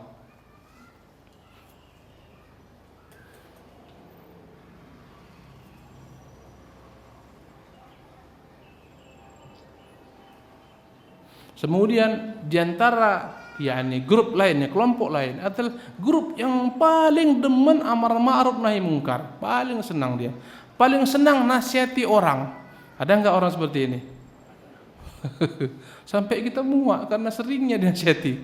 Bosan kita ketemu dia pasti nasihat, ketemu nasihat. Padahal enggak seperti itu Islam. Lihatlah perkataan Ibnu Mas'ud, "Kana Rasulullah sallallahu alaihi wasallam yatakhawwaluna bil mau'izah karahiyatal malal." Nabi menyeling-nyelingi kami dalam berikan nasihat supaya kami enggak bosan. Ya, ini subhanallah. Pokoknya amar ma'rufnya jumpa sampai bosan, jenuh. Karena itulah ya, dalam kitab Tauhid Syekh Muhammad bin Wahab menyebutkan tentang seseorang yang punya teman. Temannya ini orang fasik, dia ini orang saleh, banyak ibadahnya, taat. Tiap kali ketemu kawannya selalu dia nasihati, tobatlah engkau, tobatlah, kapan lagi kau tobat. Suatu ketika kawannya ini dalam kondisi enggak mood, marah, jangan urus saya, kau aja, kau dengan Tuhanmu, saya jangan kau ganggu. Udah biarkan saya, terserah saya apa yang mau saya buat. Akhirnya orang yang taat tadi marah. Ketika marah dia bersumpah, demi Allah, Allah enggak akan mungkin mengampunimu. Allah marah karena dia telah bersumpah dengan nama Allah. Ya, hari kiamat Allah bangkitkan kedua-duanya. Allah katakan, "Man dzalladzi yata'ala 'alayya an la aghfira li fulan." Dulu di antara kalian berdua, siapa yang bersumpah tidak akan kuampuni si fulan? Siapa? Bersumpah atas namaku, pakai namaku. Ya, engkau, ya Allah, engkau kumasukkan ke dalam neraka dengan kesombonganmu. Kadang-kadang bahaya, ikhwan. Kita kadang selalu tertipu dengan kesalihan yang kita lakukan. Karena kita udah rajin ngaji, udah mulai beli buku. Ya enggak? Nanti ya mana-mana selfie. Duduk di pesawat mau pergi umroh, selfie. Di belakang Ka'bah, selfie. Di belakang unta, selfie. Di Arafah, selfie. Kerjanya selfie aja. Beli buku banyak, selfie. Tunjukkan statusnya, buku banyak ada dia beli. Subhanallah. Ini orang-orang yang tertipu. Subhanallah. Udah, untuk apa orang tahu satu dunia antum pergi ibadah umroh? Untuk apa? Subhanallah. Ya, statusnya alhamdulillah saya sudah selesai tamat Quran 30 juz. Statusnya alhamdulillah tadi malam saya tahajud. Untuk apa? Ya, alhamdulillah saya ikut daurah di Surabaya. Alhamdulillah saya ikut daurah di. Untuk apa pamer-pamer? Ini adalah orang-orang yang tertipu. Subhanallah. Ya, tampilkannya gambar masjid. Alhamdulillah saya udah bangun masjid. Allahu Akbar. Orang tertipu. Ya. Bahkan ada orang-orang yang ketika dia bangun masjid harus pakai namanya. Ya.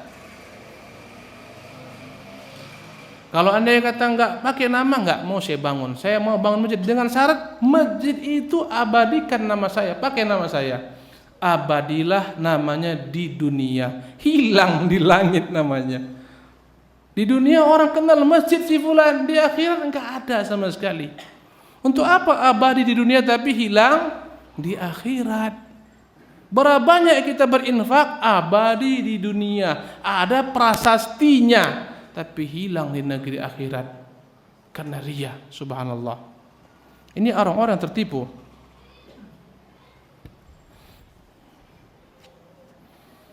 Kemudian sebagian orang tertipu, ya, dia merasa iri jika ada orang yang menyaingi pekerjaannya. Andai kata seorang guru, dia punya banyak murid-murid belajar dengannya, ada guru lain yang lebih hebat titelnya, lebih hebat orasinya, lebih banyak pengaruhnya, akhirnya pindahlah murid-muridnya ikut dengan guru yang lain. Dia pun iri. Subhanallah. Ini menunjukkan masalah. Yang namanya orang mau cari kebaikan di mana-mana silahkan saja. Ya, dia tukang azan, ketika ada orang lain mengambil posisi azan dia marah. Ya, dan begitulah seterusnya. Banyak sekali perkara-perkara talbis iblis menggoda manusia agar tersesat daripada jalan kebenaran. Subhanallah.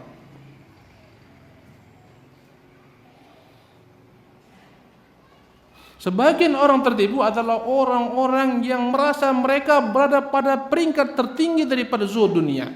Ini yang tertipu nih. Ahli zuhud yang tertipu. Akhirnya apa? Sengaja dia memang enggak bekerja. Subhanallah. Sengaja pakai pakaian yang koyak-koyak. Pakaian-pakaian rombeng dia pakai. Sengaja makanan yang paling buruk dia makan.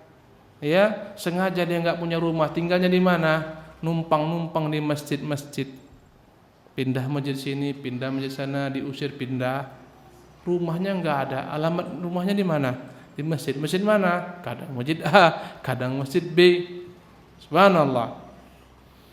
Dia nggak punya pekerjaan tetap, bahkan nggak kerja, mungkin hidupnya dari belas kasih orang. Ya, ada orang makan dia. Ada makan gratis, ada di sana dia. Dia anggap dia telah zuhud. Ya, kadang-kadang dia punya tanggung jawab, punya anak, punya istri. Dia beranggapan dia kan dalam rangka beramal saleh, dalam rangka berdakwah, mengajak orang kepada kebaikan, seterusnya. Anaknya di rumah nggak makan, istrinya nggak makan. Ini orang-orang tertipu. Ya, kata Nabi, kafa bil mar'i isman an yudayyi'a man yaqut. Cukuplah seseorang itu dianggap dosa ketika menyia-nyiakan yang dia tanggung. Istrinya melahirkan, dia nggak di rumah. Sedang di mana? Sedang berdakwah. Di mana? Di Filipina. Ngapain jauh kali ke Filipina sana dakwah? Nggak bisa Anda bahasa Tagalog. Udahlah, tempat Anda berdakwah silahkan. Ya, ini orang-orang tertipu. Ingin memperbaiki orang, anak istrinya nggak diperbaiki. Mengajari orang, dirinya nggak diajarkan, anak istrinya nggak diajarkan.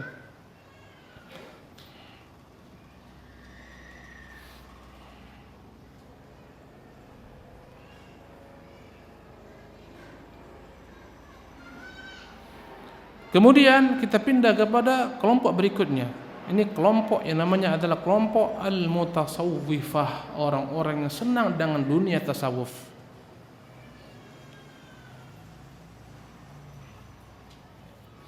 Mereka adalah orang-orang yang tertipu mengikuti gaya para sufi, perkataan para sufi, pakaian orang sufi, tampilan zahirnya, ya, ikut bersama-sama mereka, tapi mereka senantiasa bergelimang dalam perkara yang haram, perkara syubhat, makan uang para penguasa dan seterusnya. Dahulu kala yang dihormati sebagian penguasa kaum muslimin adalah orang-orang saleh. Ya. Jadi mereka berpura-pura berpakaian orang saleh, ya, ikut rombongan orang-orang sufi yang dianggap soleh oleh penguasa, akhirnya senantiasa dipanggil penguasa, akhirnya mereka menjilat penguasa, ya, dengan pakaian mereka, dengan kebiasaan mereka. Akhirnya mereka, subhanallah, berpura-pura zuhud untuk mencari kenikmatan dunia daripada para penguasa-penguasa.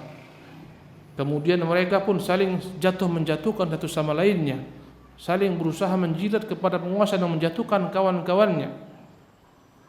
Ya, ini adalah perumpamaan mereka, bagian perumpamaan, ya, subhanallah, diumpamakan oleh Ibnu Qudamah rahimahullah, dan dia boleh saja mengutip daripada Imam Ghazali, ya, berpura-pura menjadi ahli ibadah padahal dia bukan ahli ibadah, bagaikan seorang perempuan yang telah tua renta mendengar kedatangan 3 orang pahlawan, ahli dalam bela diri, ahli dalam berperang, ya, maka mereka lengkap dengan pakaian perangnya, semuanya, tamengnya, perisainya, pedangnya, penutup kepalanya. Akhirnya perempuan tua renta ini yang telah bungkuk, telah sakit-sakitan ini memakai pakaian itu pula. Dia pakai pakaian besi, dia sandang ketika itu pedangnya, dia pakai helmnya, pergilah dia, ya, mendaftarkan dirinya supaya bergabung dengan mereka untuk berperang bersama-sama mereka. Ketika disuruh coba buka dulu helmmu, dibuka, ternyata orang tua renta, jalan pun payah, goyang, gemetar-gemetar. Inilah perumpamaan orang-orang yang seperti itu, ya, subhanallah. Dan banyak sekali cara-cara mereka berupaya untuk mengelabui manusia. Bahkan Ibnu Jauzi menyebutkan mereka ini sengaja beli pakaian yang baru, kemudian mereka gunting-gunting. Setelah itu mereka tempel-tempel supaya dianggap zuhud. Subhanallah. Kata mereka, tengok Umar, lebih daripada 20 tambalan pakaiannya. Umar itu memang alami, memang seperti itu keadaannya. Anda beli pakaian baru, Anda gunting-gunting, kemudian Anda tambal-tambal kembali. Kalau antum baca kitab Talbis Iblis tentang orang-orang ahli tasawuf ini, subhanallah, sangat menggelikan. Kadang-kadang kita tertawa terpingkal-pingkal membacanya. Mereka dengan alasan tawakal pergi haji enggak bawa bekal. Bayangkan itu. Kenapa bawa bekal itu? Berarti enggak bergantung kepada Allah, enggak bertawakal. Kita hanya bergantung kepada Allah Subhanahu wa taala. Terakhir apa? Ya numpang-numpang dengan orang makan. Subhanallah. Pernah dikatakan Mujawzi rahimahullah taala, seorang dia udah kelaparan di masjid ini. Dan enggak ada pula orang sunyi, sama siapa dia minta tolong. Ada orang keliling-keliling depan pintu masjid, dia berdaham-daham supaya orang tahu dia ada di dalam. Udah kelaparan ini, enggak ada yang kasih makan. Subhanallah. Ini talbisu iblis, orang-orang tertipu, melanglang buana ke mana-mana, kerjaan enggak punya, anak istri enggak makan, kerabat-kerabat enggak diziarahi, enggak didakwahi. Ini orang-orang yang tertipu, subhanallah. Kemudian kelompok berikutnya ikhwan rahimakumullah adalah orang-orang ahli dunia, pemilik harta yang tertipu, arbabul amwal, orang-orang kaya yang tertipu. Ya, semua dikenainya orang-orang kaya, orang-orang yang titelnya ulama, ahli ibadah, semua akan digoda oleh syaitan. Ya. Kata beliau, di antara mereka adalah orang-orang kaya yang begitu pedulinya dengan membangun masjid-masjid, madrasah-madrasah, ya, pos-pos tempat ribat, bagaimana kaum mujahidin menjaga wilayah kaum muslimin, membangun jembatan-jembatan, ya. Dan mereka senantiasa ingin agar nama mereka diabadikan di dunia ini. Setiap bangunan harus ditempelkan namanya. Ini tadi kita sebutkan. Agar setelah mati tetap kekal abadi prasasti tersebut ada padanya namanya. Kata Ibnu Qudamah, ya, kalau saja dia disuruh berinfak 1 dirham saja atau 1 dinar, tapi namanya enggak ditulis, dia enggak mau. Dia mau ditulis namanya. Dia akan bangun masjid yang besar megah dengan catatan, tolong prasastinya pakai nama saya, masjidnya nama saya. Kalau diminta sumbangan, tolonglah 1 sak semen, Pak. Enggak mau saya, karena enggak bisa saya tuliskan nama saya padanya. Dia mau sesuatu yang abadi di dunia ini. Adapun orang-orang ikhlas, dia enggak peduli namanya dikenal, enggak dikenal, enggak peduli dia. Bahkan dia khawatir andai kata dia dihinggapi riya, berusaha menyembunyikan siapa dirinya, siapa namanya. Subhanallah.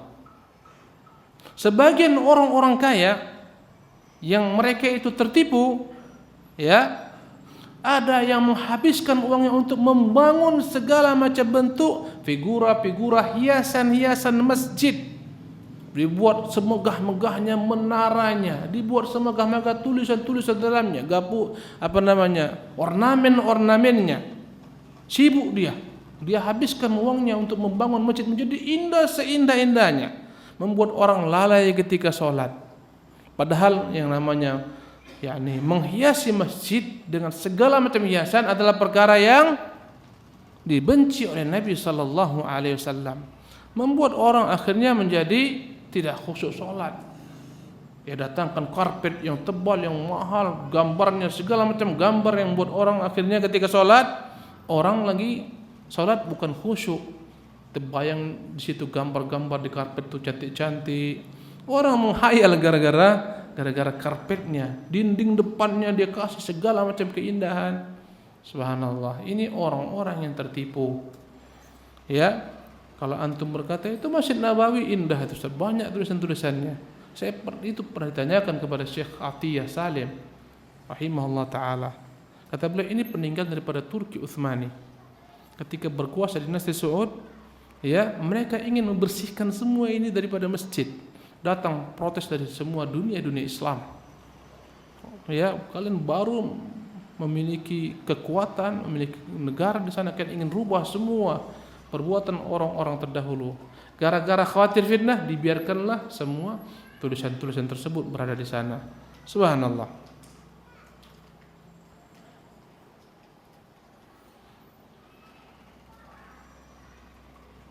Kemudian diantara orang-orang kaya yang tertipu adalah orang kaya yang sangat tamak mengeluarkan hartanya. Dalam ibadah yang lain dia oke, tapi jangan ada ibadah yang berkaitan dengan uang. Salat ahlinya, puasa oke, tapi jangan pernah datang kepadanya minta sumbangan. Kalau sumbangan nggak ada, karena kikirnya terhadap harta. Ini orang tertipu. Harta nggak akan mungkin dia bawa mati. Wallahi ada orang-orang kesenangannya adalah mengumpulkan harta sehingga mengeluarkannya pun dia berat. Tuh baca kisah orang-orang bakhil al-bukhala, sampai-sampai karena kikirnya dia mau meninggal pun dia telan emasnya supaya nggak pindah ke ahli warisnya. Kadang-kadang ada yang hidupnya nampaknya subhanallah pakaiannya kotor, kumuh segala macam. Kenapa? Takut beli sabun. Ya, kalau banyak kali cuci sabun nanti ya uangnya habis. Dia begitu cintanya dengan membalik-balikkan uangnya, senang. Antum nggak percaya dia itu miliarder, miliaran, subhanallah. Tapi kikir, tamak, dia cekik lehernya. Mungkin antum ke rumahnya nggak pernah dapatkan daging, kan asin aja. Subhanallah. Ya itu pun hanya sekedar bumbu aja, yang dikerek pakai kerekan. Untuk masak daun ubi tumbuk turunkan, kira-kira bumbunya udah tercium bau ikan asinnya naikkan untuk besok lagi.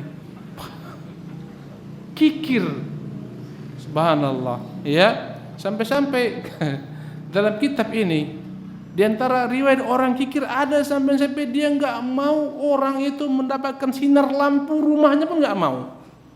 Dia rumahnya di tengah jalan. Andai kata orang lewat dia padamkan lampunya supaya nggak kena cahayanya orang yang di luar. Subhanallah, ini parah.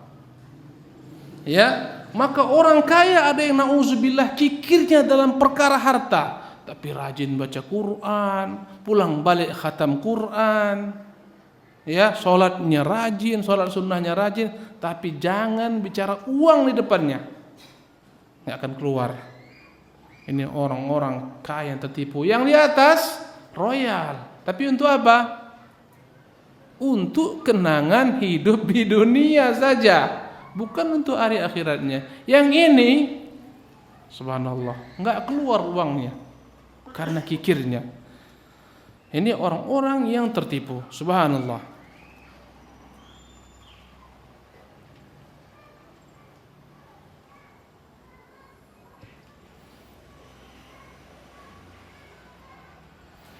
Maka ikhwani rahimakumullah, ini bukan Allah Subhanahu wa taala, berbagai macam jalan-jalan syaitan itu akan berusaha menggiring agar manusia tidak diterima Allah Subhanahu wa taala semua amalannya. Semua cara dia akan lakukan agar orang-orang itu tidak terima Allah Subhanahu wa taala amalannya.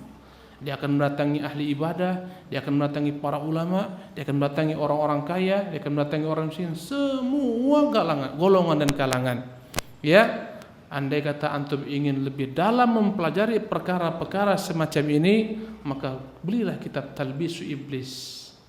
Semua akan kita lihat bagaimana iblis menggoda setiap umat, setiap orang, ya, semua kalangan-kalangan.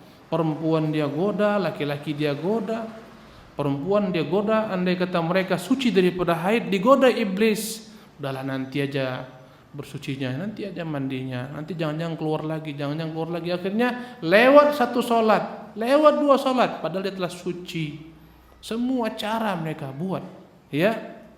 Allahu Akbar. Maka ikhwati rahimakumullah taala, jalan keselamatan itu ada tatkala kita berusaha menghindarkan diri kita daripada segala macam tipu daya syaitan ini, dengan banyak-banyak kita berdoa kepada Allah Subhanahu wa taala agar Allah menyelamatkan kita daripada tipu daya syaitan ini. Yang kedua, hendaklah kita berusaha terus-menerus belajar, mempelajari ilmu agama, dan yang kita pelajari berusaha untuk kita amalkan, ya. Kemudian kita terus-menerus berupaya juga memperhatikan amalan-amalan hati kita. Sungguh kadang-kadang kita begitu lalainya memperhatikan keadaan hati kita, sehingga jadilah semua amal ibadah kita hanyalah merupakan gerakan-gerakan tanpa diiringi dengan kekhusyukan. Kadang-kadang segala macam bentuk ibadah kita, ya, kita merasakan kering dengannya. Kita baca Quran, kita enggak, subhanallah, enggak merasa nyaman dengannya. Baru baca sebentar, tutup. Enggak tertarik baca Quran. Ya, tutup, buka Facebook. Enak baca Facebook. Subhanallah. Ini menunjukkan ada yang salah dalam diri kita. Ya, sungguh sekarang kita disibukkan dengan Android segala macam. Bentar-bentar Facebook, WhatsApp, Quran tertinggal. Subhanallah. Ini tipu daya syaitan. Ya, hati kita tuh ketika baca Quran merasa enggak nyaman. Salat kita merasa enggak ada apa-apanya. Ya, kadang-kadang baru kita tertidur sejenak ketika asar dikumandangkan azan, kita pun terjaga. Apa kita katakan? Allah, baru aja tidur, udah azan lagi. Menunjukkan apa itu? Bagi kita beban ibadah ini. Berarti ada yang salah? Iya. Berarti dalam diri kita ada kemunafikan. Ikhwani rahimakumullah, maka hendaklah setiap kita berusaha melihat dalam diri kita ini. Andai kata kita enggak merasa nikmat dengan amal ibadah ini, berarti ada yang salah. Tampilan zahir, kadang-kadang kita melihat subhanallah, zahirnya mazharnya Allahu Akbar, tapi perilakunya buruknya na'udzubillah. Ya, kasarnya na'udzubillah, kataannya, omongannya, kerasnya. Ini berarti ada yang salah. Berarti dia perbaiki sebagian, dia tinggalkan sebagian. Ya. Dan ulama-ulama kita berikan nasihat. Sekarang ikhwan salaf, subhanallah, Allah berikan kepada mereka ilmu, keberkahan yang banyak. Yang perlu mereka tambah adalah bagaimana mereka menambah untuk memperbagus akhlak-akhlak mereka. Subhanallah. Karena sungguh dia terbentuk tertipu ikhwan rahimakumullah taala, kita menganggap salaf hanyalah merupakan ilmu tanpa ada akhlak. Sehingga akhirnya menjadi bumerang bagi kita sendiri. Ketika orang mau mengikuti kebenaran ini, akidah yang benar, mana yang benar, terganjal dengan sikap daripada orang-orang seperti kita ini yang subhanallah masih sibuk dengan tampilan-tampilan casing, tapi melupakan amalan-amalan batinnya, melupakan segala macam bentuk ibadah-ibadah hatinya berupa takut kepada Allah, tunduk kepada Allah, harap kepada Allah. Kita masih berkutat dalam perkara-perkara zahir. Karena itulah ikhwan rahimakumullah, ya, berkata salah seorang tabi'in, Abu Bakar Siddiq, ya, menang dengan para sahabat bukan dengan banyaknya salat. Bahkan orang Khawarij lebih banyak salat daripada Abu Bakar Siddiq. Abu Bakar Siddiq menang dengan para sahabat bukan dengan darah yang dia tumpahkan ketika berjihad jalan Allah Subhanahu wa taala, karena para sahabat juga berjihad menumpahkan darah. Abu Bakar Siddiq menang dengan para sahabat bukan dengan infaknya semua hartanya, karena sahabat juga ada yang berbuat seperti itu, bahkan mungkin nilainya lebih banyak. Dengan apa dia menang? Kata para ulama, bi syai'in waqara fil qalbi, dengan sesuatu yang terhujam dalam hatinya, yang dia benarkan dalam amalannya. Subhanallah, wa saddaqatul a'mal. Lihatlah betapa kuatnya iman Abu Bakar Siddiq dalam peristiwa Al-Hudaybiyah, perjanjian Hudaybiyah. Datanglah Umar protes kepada Rasulullah karena mereka harus pulang meninggalkan Hudaybiyah, ya. Mereka harus pulang kembali ke kota Madinah padahal mereka telah bersiap-siap untuk melaksanakan ibadah umrah. Pada tahun ke-6 Hijriah mereka dilarang umrah. Tahun depan Umar protes, subhanallah. Dia datangi Rasulullah. Perjanjiannya sangat merugikan zahirnya. Apa kata Umar? Alasta Nabi Allah, bukankah anda ini adalah Nabi Allah? Iya, kata Rasulullah, saya adalah Nabi Allah subhanahu wa ta'ala. Alasna alal haq, bukankah kita di atas kebenaran? Kata Rasulullah, iya, kita di atas kebenaran. Alaisu ala batil, bukankah itu orang-orang Quraisy, orang-orang kafir di atas kebatilan? Kata Nabi, ya, mereka di atas kebatilan. Apa kata Umar? Kenapa kita hinakan agama kita ini? Kenapa enggak kita perangi mereka? Kita mau masuk Masjidil Haram mereka larangi. Kenapa kita ngalah dengan perjanjian seperti ini yang merugikan kita? Kita harus pulang. Siapa yang hijrah dari Mekah ke Madinah harus dipulangkan. Yang dari kita pergi ke mereka jangan dipulangkan. Kenapa kita hinakan agama kita? Apa jawaban Nabi? Aku ini Nabi, aku ini Rasulullah dan aku tidak menentangnya. Kata Umar, bukankah Anda berjanji kita akan masuk ke Masjidil Haram? Iya, kata Rasulullah. Anda berjanji kita akan tawaf? Iya. Tapi apakah saya katakan saya berjanji pada tahun ini kita masuk? Umar pun terdiam. Saya enggak janjikan tahun ini. Ya, berangkatlah Umar menemui Abu Bakar Siddiq dan dia bertanya pertanyaan yang sama, dan sungguh lihatlah luar biasa jawaban Abu Bakar Siddiq. Ini jawaban enggak dirancang sebelumnya. Berkata Umar, wahai Abu Bakar Siddiq, bukankah dia itu Nabiullah? Kata Abu Bakar, iya. Bukankah kita di atas kebenaran? Kata Abu Bakar, iya. Bukankah mereka itu di atas kebatilan orang-orang kafir? Kata Abu Bakar, iya. Berkata ketika itu Umar, wahai Abu Bakar, kenapa kita hinakan agama kita ini? Apa jawaban Abu Bakar? Kamu ikuti dia, ilzam gharzahu fa innahu la ya'sih. Kau ikuti dia, karena sungguhnya dia tidak akan pernah menyelisih yang di atas. Perkataan yang sama. Kemudian ketika itu berkatalah Umar, wahai Abu Bakar Siddiq, bukankah dia janjikan kita akan masuk ke Masjidil Haram? Iya. Tawaf? Iya. Sa'i? Iya. Tapi apakah dijanjikan tahun ini? Perkataan yang sama menunjukkan betapa kuatnya Abu Bakar Siddiq. Kuat dengan apa? Imannya, amalan hatinya. Ya ikhwati rahimakumullah, maka ana mengajak diri ana dan antum semua untuk kita berusaha membenahi yang dalam kita ini. Alhamdulillah zahir kita telah subhanallah bagus, Allahu Akbar. Tapi kita berusaha membenahi yang dalam ini. Semoga yang dalam inilah ikhwan rahimakumullah yang akan dapat memberikan kepada kita rahmat Allah Subhanahu wa taala, ampunan Allah Subhanahu wa taala. Dan janganlah kita beriman sebagaimana berimannya orang-orang yakni yang Arab baru masuk Islam. Mereka mengatakan mereka telah beriman, sehingga akhirnya Allah Subhanahu wa taala mengatakan kepada nabinya, wahai Muhammad, katakan lam tu'minu, katakan Muhammad kalian belum beriman, walakin qulu aslamna, katakan kami baru berislam. Jangan-jangan kita masih baru sampai tingkat berislam, belum tingkat beriman kepada Allah Subhanahu wa taala. Demikianlah ikhwati rahimakumullah kajian yang singkat ini. Kita mohon maaf dengan segala macam bentuk kekhilafan dan kurang kita. Wallahu taala alam wa sallallahu wasallam Muhammadin. Wassalamualaikum warahmatullahi wabarakatuh.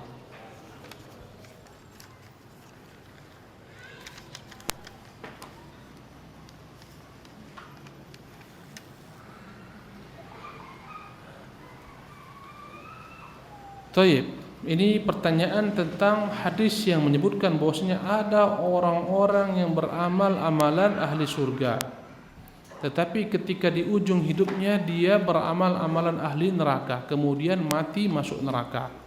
Dan begitu pula sebaliknya. Naam. Hadis ini adalah hadis yang banyak orang-orang salah memahaminya, menganggap Allah itu zalim, yang enggak adil. Masa orang yang beramal amalan al-surga tiba-tiba di akhir kehidupannya Allah buat dia beramal amalan neraka, masuk neraka? Mana keadaan Allah Subhanahu wa taala? Ya, maka jawaban para ulama, makna beramal amalan ahli surga dalam pandangan manusia. Yang Allah sesatkan adalah orang-orang yang niatnya itu enggak jujur, hatinya itu enggak lurus. Ya, ini yang bahaya yang akan Allah sesatkan. Orang menganggapnya baik, saleh, luarnya casingnya padahal dalamnya jelek. Ya, karena itulah hari kiamat akan berkumpul ahli neraka di hadapan seseorang ulama mereka. Ulama ini disiksa. Dia berputar-putar bagaikan keledai berputar-putar, terburai isi perutnya semua. Berkata ahli neraka, bukankah engkau dahulu ulama kami yang mengajak kami kepada kebaikan, melarang kami daripada kemungkaran? Dia mengatakan ya, tapi semuanya aku tentang. Subhanallah. Jadi andai kata-kata Ibnu Taimiyah rahimahullah, andai kata ada seseorang beriman, beramal saleh dengan benar, luar dalamnya mustahil Allah sesatkan mereka, enggak. Yang Allah sesatkan adalah orang yang beramal saleh dalam pandangan mata manusia. Hatinya menyimpan kejelekan, dalamnya ada ujub, dalamnya ada bangga. Tengok tadi itu, dua orang tadi. Yang satu ahli ibadah, yang satu ahli maksiat. Boleh saja orang yang ahli maksiat ini akhirnya bertobat kepada Allah SWT. Karena hatinya baik, dia menyesal, dia salah, ya, dia khawatir dengan dosa, dan ini merasa apa? Dirinya telah di atas segala-galanya. Subhanallah. Karena itulah Allah mengatakan wala tuzakku anfusakum, jangan kalian menganggap suci diri kalian. Huwa a'lamu biman ittaqa. Dia lebih tahu siapa yang bertakwa. Jadi andai kata ada orang yang beramal saleh, ikhlas, luar dalamnya baik, mustahil disesatkan oleh Allah Subhanahu wa taala.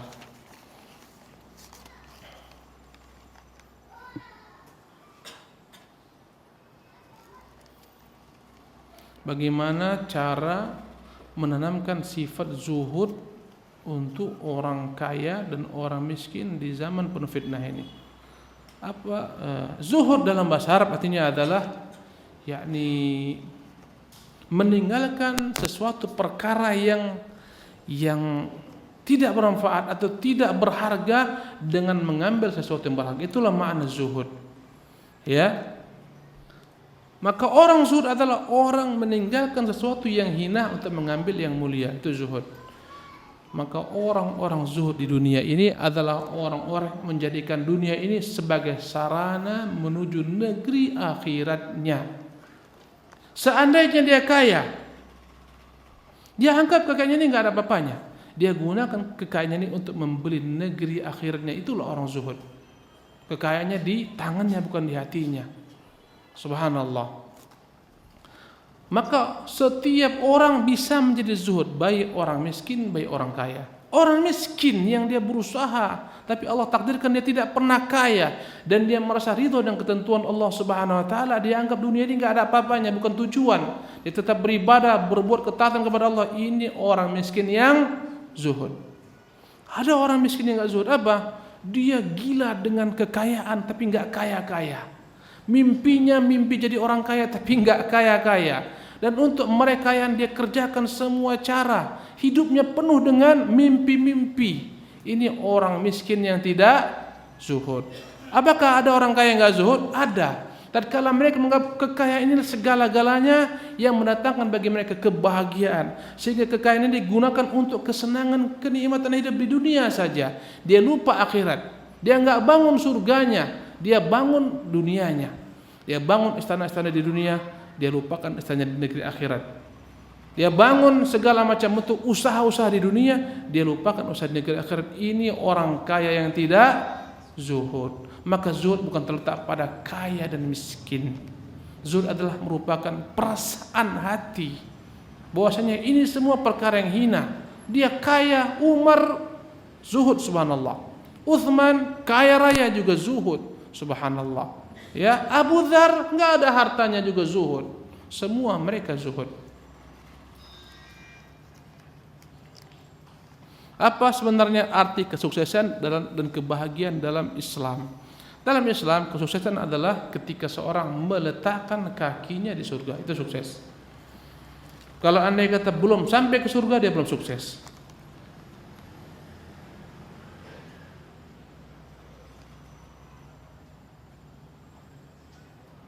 Oh, ini dahsyat ini.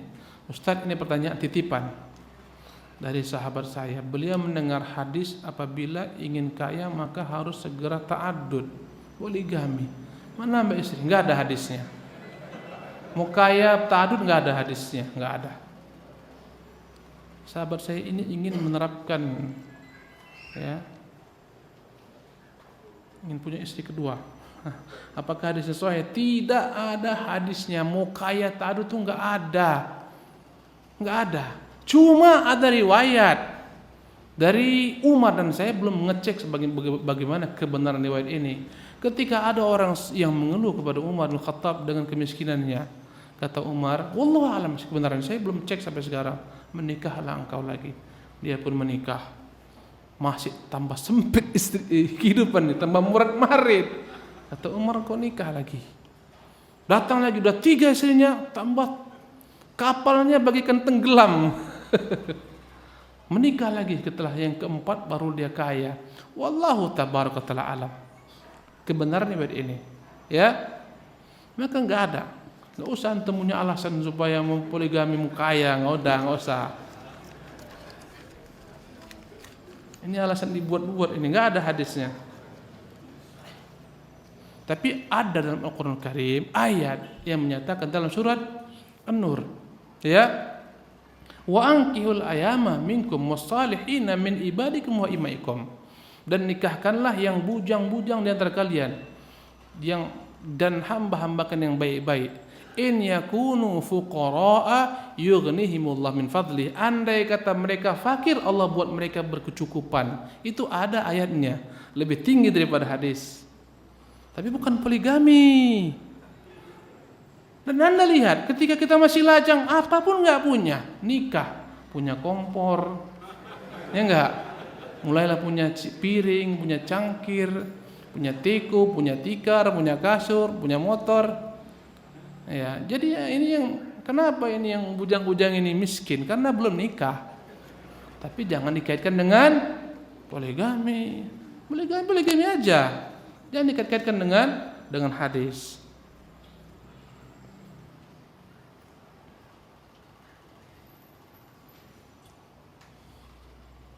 Seorang ustadz ada yang mengajarkan tata cara setelah kematian. Ini berat ini kayaknya.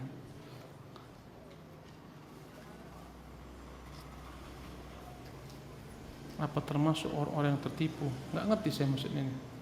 Diajarkan tata cara setelah kematian, maksudnya apa ini? Nggak jelas ini. Apakah dia masuk ke dalam kubur? Dia disuruh dikafani saya? Apa seperti maksudnya nggak tahu kita. Disuruh dimandikan saya. Kalau untuk praktek boleh, ya. Nggak perlu antum buat kuburan di rumah antum. Untuk tes kematian antum suruh kafani masuk dalam kubur tutup, nggak perlulah.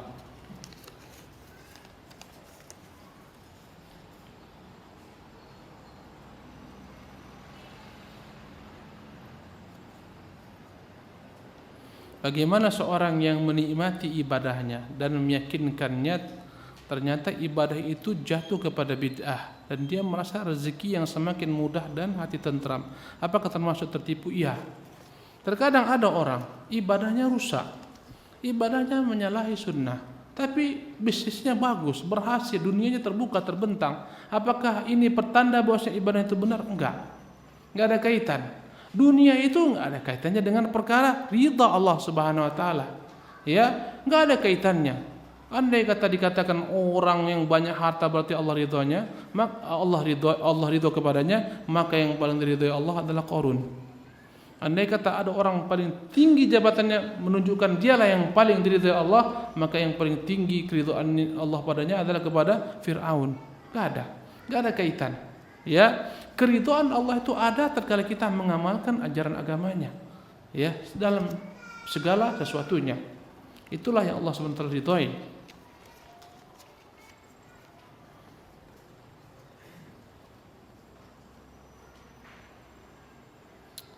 Bahaya kayaknya nih.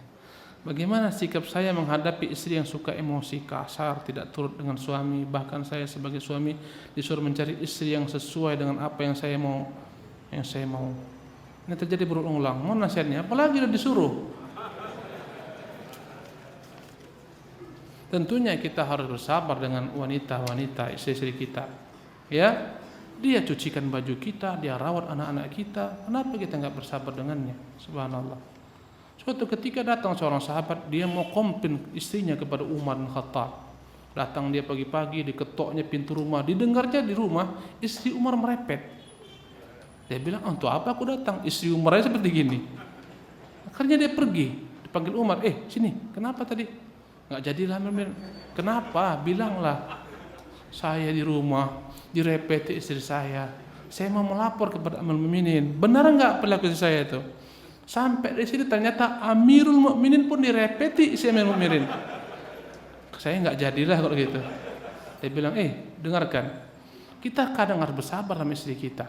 Anak kita dia susui, bisa antum nyusuin antum? Nggak bisa. Anak kita dia rawat, makan kita disiapkan, baju kita dia cuci, kita harus bersabar dengan mereka. Sabarlah antum direpeti istri. Subhanallah. Ya. Tentunya ada sebabnya. Semuanya ada sebab. Nggak akan mungkin dia marah tanpa sebab. Mungkin nampaknya dari pagi sampai sore di rumah aja nggak ada kerjaan. Makanan udah, beras sudah menipis. Ya, tentunya dia merepet. Maka hendaklah kita berusaha bersabar. Kata Rasulullah SAW ya tentang wanita, bahwa wanita khuliqna min dhil'in, perempuan tercipta daripada tulang rusuk yang bengkok. Yang paling bengkok adalah tulang rusuk yang paling atas. Perempuan itu bengkok. Andai kata kita mau buat dia lurus, maka patah. Andai kita ikuti kebengkokannya, kita akan bengkok selama-lamanya seperti dia. Maksudnya apa? Andai kata dalam segala hal kita berturutkan, bengkok kita, nggak akan mungkin kita akan lurus. Ikuti perempuan dalam segala hal, habis kita. Andai kata kita mau dia lurus seperti kita, cara berpikirnya patah, pasti kita akan ceraikan dia. Ya, kata Nabi, fastausu bin nisa'i khairan. Karena itulah hendaklah kalian berbuat baik kepada kaum wanita. Tarik ulur, ya.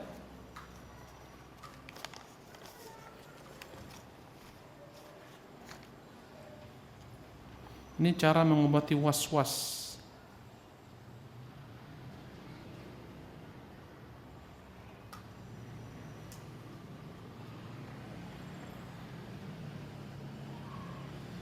Bagaimana mengobati was-was? Kadang-kadang dia mandi menganggap seperti tadi. Mengobatinya adalah mengambil kaidah yang yakin, meninggalkan yang ragu. Contohnya ini. Kita khawatir jangan-jangan ini bermasalah celana kita ini, sarung kita masalah. Jangan-jangan ketika kita buang air ada yang terkena. Ini namanya apa? Ragu. Tapi kita yakin pagi hari kita baru ganti celana dalam kita baru pakai celana, pakai sarung. Ya, tatkala kita buang air, kita ragu-ragu jangan-jangan ada yang netes. Maka kembalikan ke hukum asalnya. Tadi pagi kita pakai dalam keadaan suci, ini ragu-ragu buang, hukum asalnya adalah suci. Kadang-kadang kita tidur di kasur khawatir, jangan-jangan kasur ini pernah kena kencing, jangan-jangan ada najisnya. Ini ragu-ragu antum lihat di sana nggak ada tanda-tanda bekas kena kencing, ya udah berarti dia suci. Kadang-kadang kita dari kamar mandi ke kamar mau sholat, kita khawatir jangan-jangan di lantai ini ada najis. Ini tinggalkan semua karena ini ragu-ragu. Anda dah yakin berwudu dengan sepenuhnya, kemudian muncul keraguan-raguan, jangan-jangan ini enggak kena, tinggalkan itu semua syaitan. Ini yang ragu-ragu tinggalkan, ambil yang yakin. Ini perkara yang paling sederhana mengobatinya. Antum lihat kadang-kadang orang kemana-mana bawa sarung, ya enggak? Kalau mau sholat dia buka semua perangkat-perangkatnya, ganti sarung, payah, menyulitkan dirinya. Subhanallah.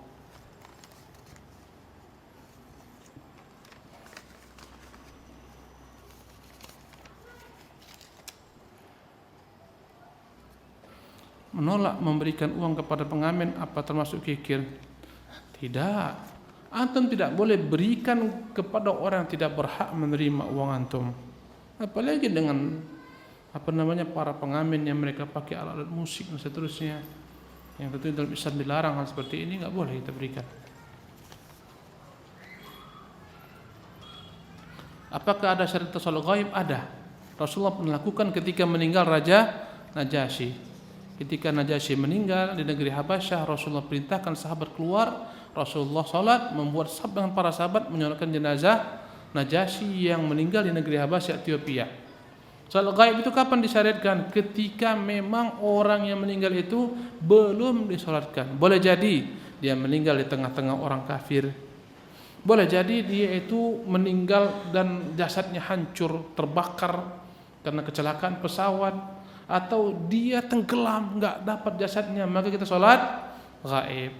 Bagaimana jika dia itu telah disolatkan? Ya, apakah kita boleh menyolatkan lagi? Misalnya dia meninggal di Sumatera, kita di Jawa, dan di sana mereka telah solatkan. Apakah kita boleh menyolatkannya kembali? Ulama dalam hal ini berselisih. Ya, sebagian mengatakan setelah disolatkan nggak perlu solatkan kembali. Ya, secara gaib. Karena telah disolatkan di sana, karena jenazahnya ada. Sebagian mengatakan ini dibolehkan jika berlaku terhadap para ulama-ulama yang punya jasa kepada seluruh umat. Ya, karena jasa mereka kepada seluruh umat inilah akhirnya umat boleh menyolatkannya walaupun dari jarak jauh. Perkaranya perkara khilaf, wallahu tabaraka taala alam.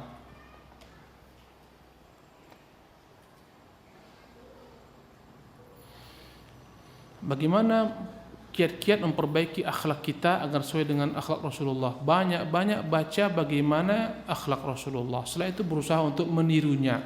Dia bersabar, kita bersabar.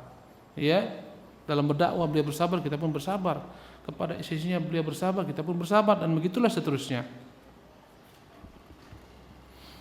Bagaimana menjaga hati ini agar istiqamah di atas sunnah sesuai dengan syariat yang mulia? Tentunya dengan banyak berdoa kepada Allah Subhanahu wa taala, banyak menimba ilmu, berteman dengan orang saleh, ya, membaca kehidupan para ulama. Inilah dia kiat-kiatnya, ya, bagaimana supaya Allah Subhanahu wa taala menjaga kita di atas istiqamah di atas agama ini. Hindari kawan-kawan yang jelek, kawan-kawan yang fasik, ya, lingkungan yang jelek hindari. Berkaulah dengan orang-orang saleh, banyaklah berdoa kepada Allah Subhanahu wa taala, banyak menimba ilmu. Ini semua sarana agar kita dapat istiqamah. Demikianlah kajian kita pada hari ini. Wallahu taala alam. Mohon maaf atas segala macam kekhilafan kurangan. Subhanakallah bihamdika asyhadu an la ilaha illa anta astaghfiruka wa atubu ilaik. Wassalamualaikum warahmatullahi wabarakatuh.